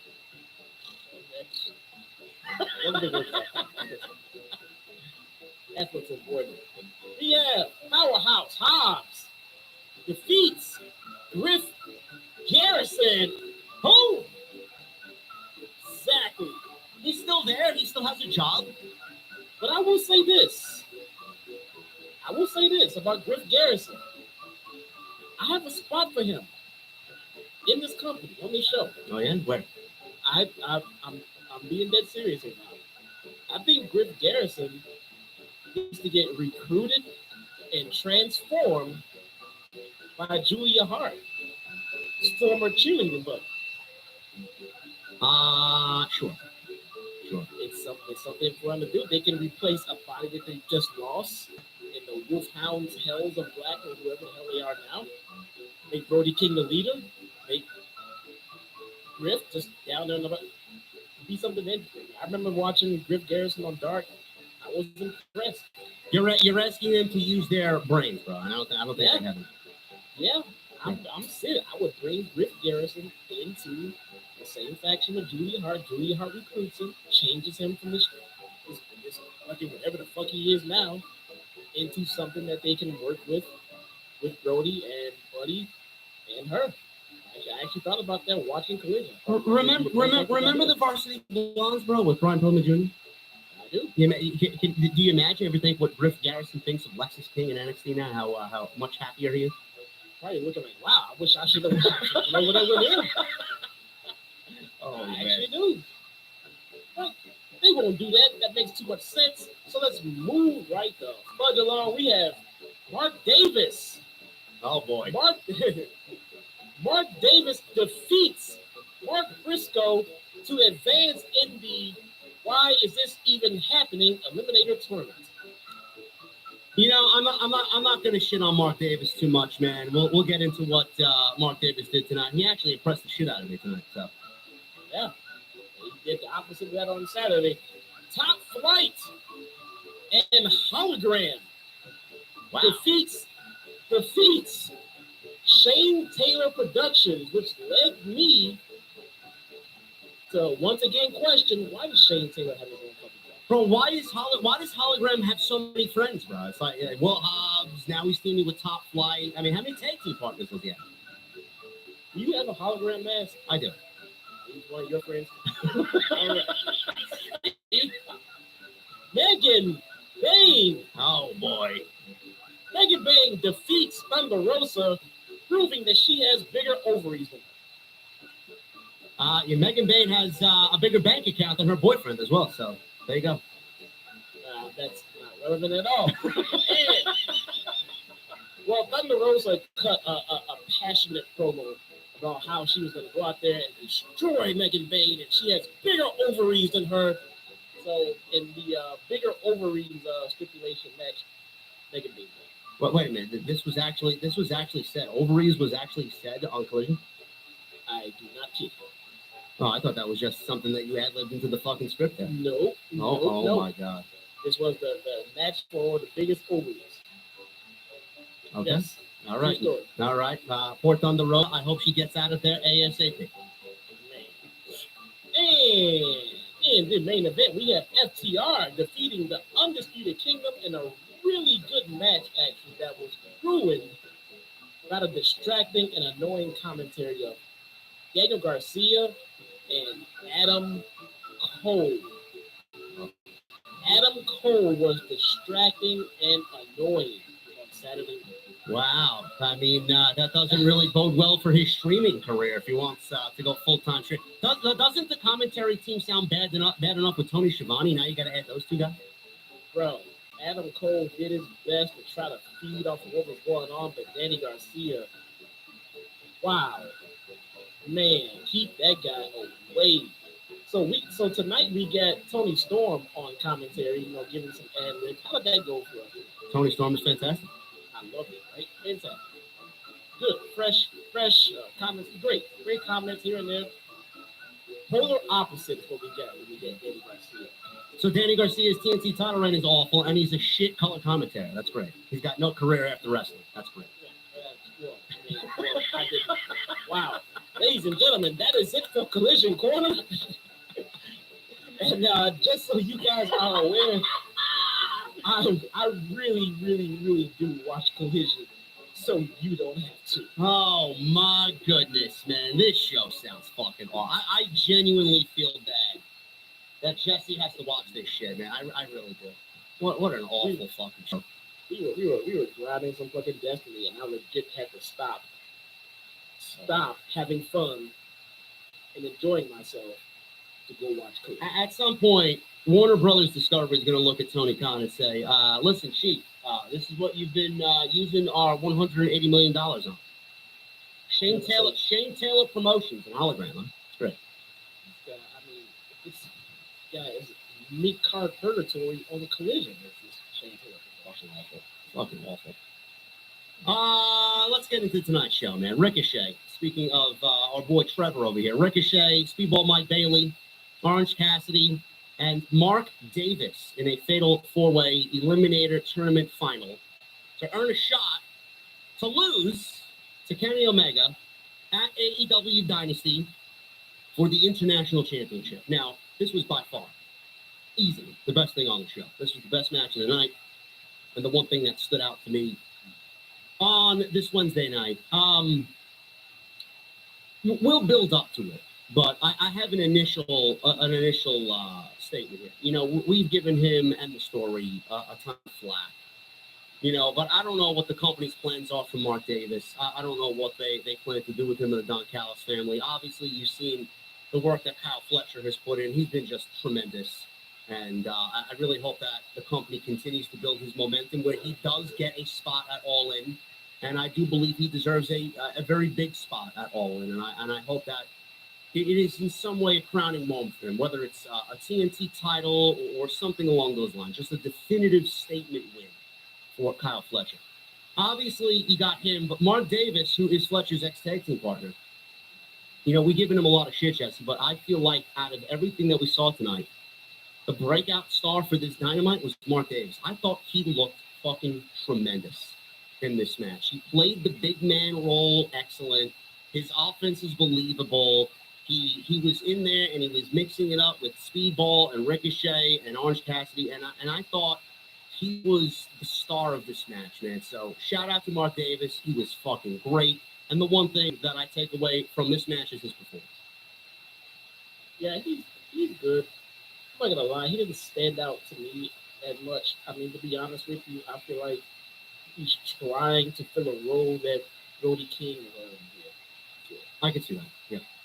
And he's not sticking out to me of anyone of interest. And the one thing that would help Mark Davis get over would be creative, so he can forget that shit.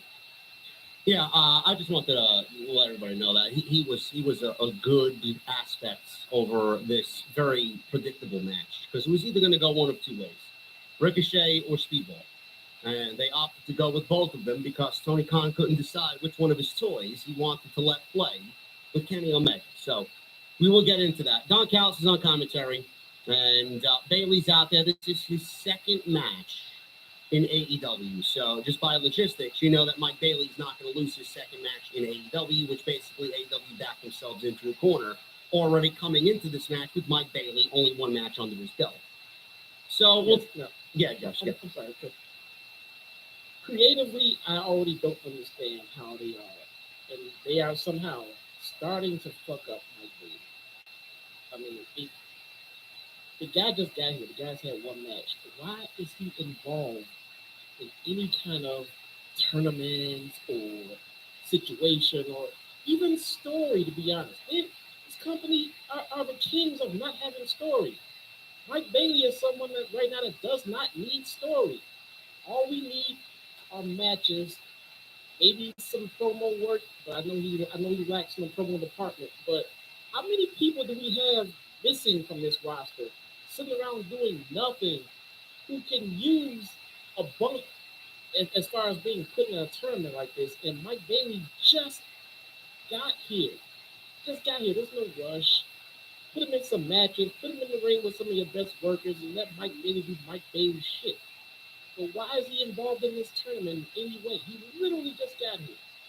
Bro, they can't help themselves, man. They did the same thing with Ricochet. Within 5 weeks, they were putting him in a match with Will Ospreay, and then they hid it behind their anniversary show. So this is what they do. They bring in a talent that's fucking uber talented and great, and all the sickos and the indie-rific fucking fans know who he is, and then they want to rush to give us, they probably all sit around drinking their White Claw and doing God knows what else, and they all are sitting around a round table. Oh, man, I think Mike Bailey would look great in a match with Kenny Omega. What do you think, boss man? But what about Ricochet versus Kenny Omega? What do you think about that, TK? It's exactly what they're thinking. And that's how they book their matches. There's no rhyme or reason why. They just book, they sign a guy like Mike Bailey and immediately put him against the best wrestler in the fucking company. It's like, why? There's no context there, but this is what the fans want. Give me a fucking story. That's what the fucking fans want. Why is he there? I mean, sometimes it's just easy to book. And Mike Bailey is someone that should be easy to book. Bring him in. Give him a no-name local enhancement talent. Next week, move on to a full-time guy. The next week, move on to a fantastic bell-to-bell worker. Take a week off. Fourth week, come back and get another fantastic contracted in-ring worker. Fifth week. I mean, there's progressions to this shit. To the point where we're like, oh, fuck, now he's going to be matched up with Ricochet? Shit. No, we get that week 2. Yeah. Week 2. Mike Bailey already has lost his luster after 2 weeks. Everybody's like, oh, look, this match is going to be a banger at the pay-per-view. Huh? Every match that Mike Bailey should be in is a fucking banger because he's a great wrestler. But outside that, what makes him stand out? Nothing. He looks like fucking Karate Kid, you know, and he's out there with no story. Why would I care about Mike Bailey when there's fucking 20 other Mike Baileys on this roster? What makes him Mike Bailey? What makes him stand out? It's gonna take, it would take weeks to get your audience to the point where they care about Mike Bailey. It's a strong point for pro wrestling. Stick to the pro wrestling.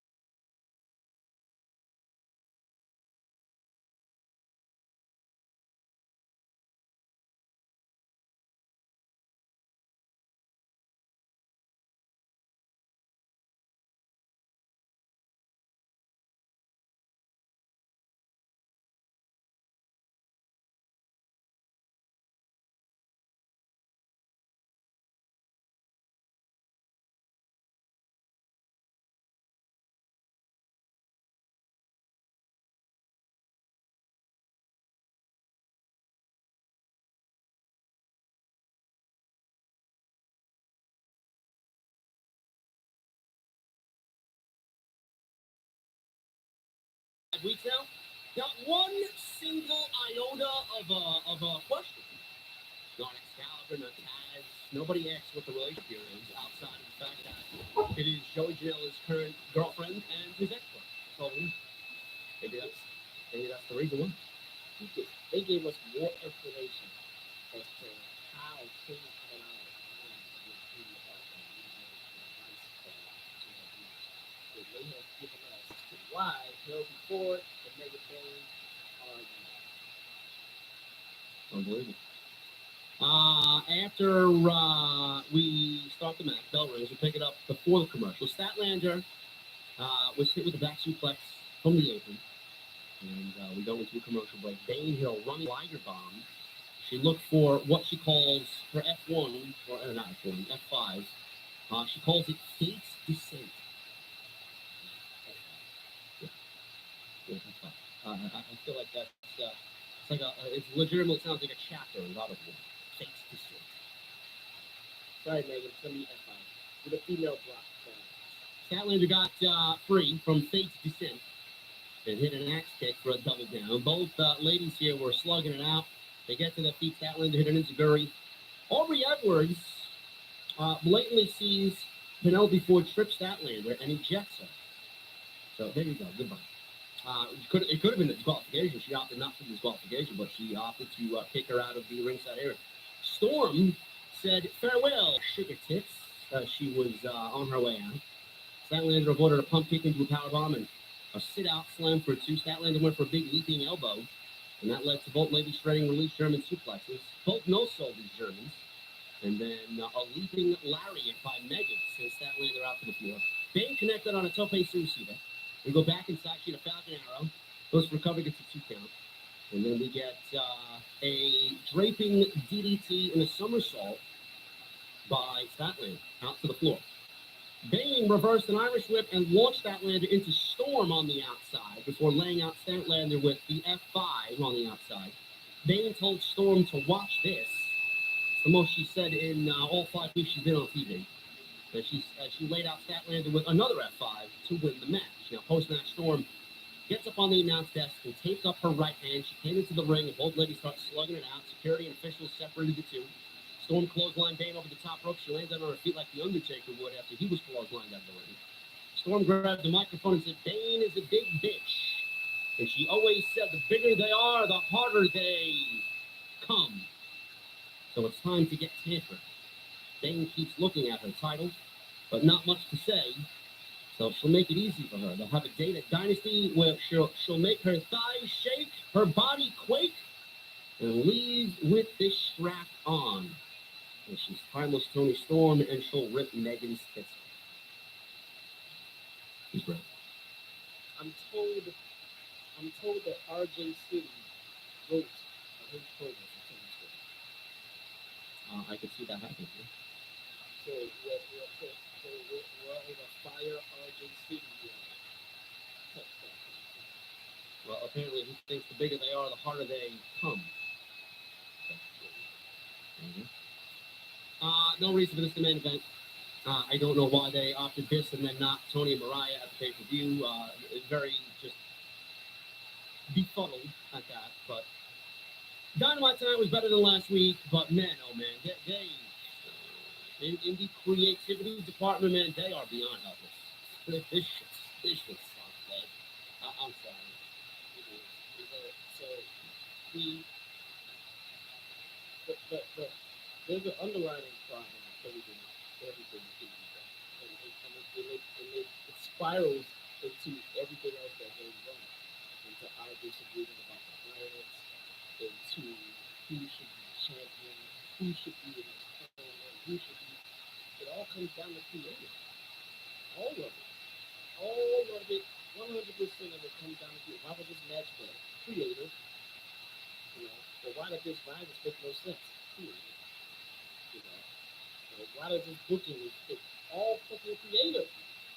All of it comes down to one goddamn thing, and it's consistent. It's extremely consistent. We had a couple of good weeks of good television, great, but that quickly went away, and we're back onto the street love, either mediocre or bad. And I I don't see how no one can see this and correct the fucking problem. Tony clearly needed to put himself at the top of the heap, saying the reason why the shows are better is because he took more creative control. Like he wasn't fucking the head of creative control to begin with. Right. So where is he now when the shows have? Where is he now? Is Tony going to say that he's head of creative now that the shows have gone back to being mediocre, or worse, like last week? The shitty part is, as they like to take aim at people who say anything bad about the company, the response is pretty much universal. And some people say this wasn't my cup of tea. Some people say I thought they did better shows in the past. Some people say it wasn't a fan of this one. Some people say it just fucking sucks. If you just say it fucking sucks, then they're mad at you. The way it goes. Saturday night and Sunday night. We got Saturday Night Slam and Sunday Night Slam. Saturday Night Slam is looking like this. Danny Garcia versus Adam Cole for the TNT title, where everyone is banned from ringside. This is happening after the college basketball games, by the way. So Adam Cole wrestling for TNT Championship in front of, 150, 200,000 people on Saturday night. Julia Hart versus Queen Aminata 3. Konosuke Takeshita, Brian Cage, and Lance Archer versus Mark Briscoe, Powerhouse Hobbs, and Rocky Romero. Where the fuck do we get Rocky Romero? None of it makes sense, man. How Powerhouse Hobbs goes from teaming with fucking Lucha Libre to teaming with Rocky Romero and Mark Briscoe. I don't know, man. I don't know. We just announced Konosuke Takeshi at the House of Glory on April 25th. More than likely. Max Caster Open Challenge. That's happening on Saturday. Collision on Sunday. Death Riders. It will be Claudio Pac and Wheel of Universe Top Flight and AR Fox for the trio styles. Hologram and Commander versus the Beast Muertos and Felicito. Harley Cameron will be in action, and Bandito will go one-on-one with Johnny T. This sounds awful. What do you think? Bro, I would cancel Collision Corner if I'm you. Bro, look, I'm gonna come up with something for next week. But I'm telling y'all right now, I don't know if I'm gonna take an email on Saturday and Sunday to watch Collision. They gotta put that shit on one night. I don't know what the fuck their logical reason is to put it on 2 separate nights, but we'll see. Maybe I have something going on in life this weekend, and maybe I'll just catch up. So basically, what they're doing is they're resurrecting Rampage for the weekend. Basically, twice. Yeah. 1 hour show. Yeah. Follow me on social media at JD from NY206, Twitter, Instagram, TikTok, and Cameo. Hit that subscribe button down below. Turn on the bell for notifications. Go follow Jesse on YouTube as well. Got a channel. So go hit the subscribe button over there. Super chats are open. We hit 1,100 likes. Thank you guys very much. Hopefully you took a lot away from this and we mean well. Hopefully you don't want to cancel Jesse and I for our pro wrestling opinion. We're such evil, vile, disgusting, despicable, offensive individuals because we talk pro wrestling. Unbelievable. How dare we? Listen, you got to check your spam folder, bro. That's where all the stuff is. Exactly. I rarely check it. Check the spam folder to see because I got some awesome CM Punk shit there. Nope, nothing new. We're good. All right, good. Okay. Just porn. Yeah, that's pretty bad. Yeah. It's all man. Okay. There's more story in porn than there is. So I thank you, Mel. Michael with the 2. JD Jesse. How's everyone today? Let know. Yeah. And no matter what happens in life, people will hate what they don't have. And that's JD Jesse Jason, which is backed up by the powerful OTS community. You guys killed it on Monday. You showed me and Jason some great love on Tuesday. Appreciate it, man. Gabriel Boss with a 25 in super chat. JD Jesse, if you said Mariah May is a made superstar because of Tony Storm, then it should come all in. A returning babyface Mariah ends Mercedes' streak. No, that's not happening. I could see Mariah joining Mercedes in a faction of some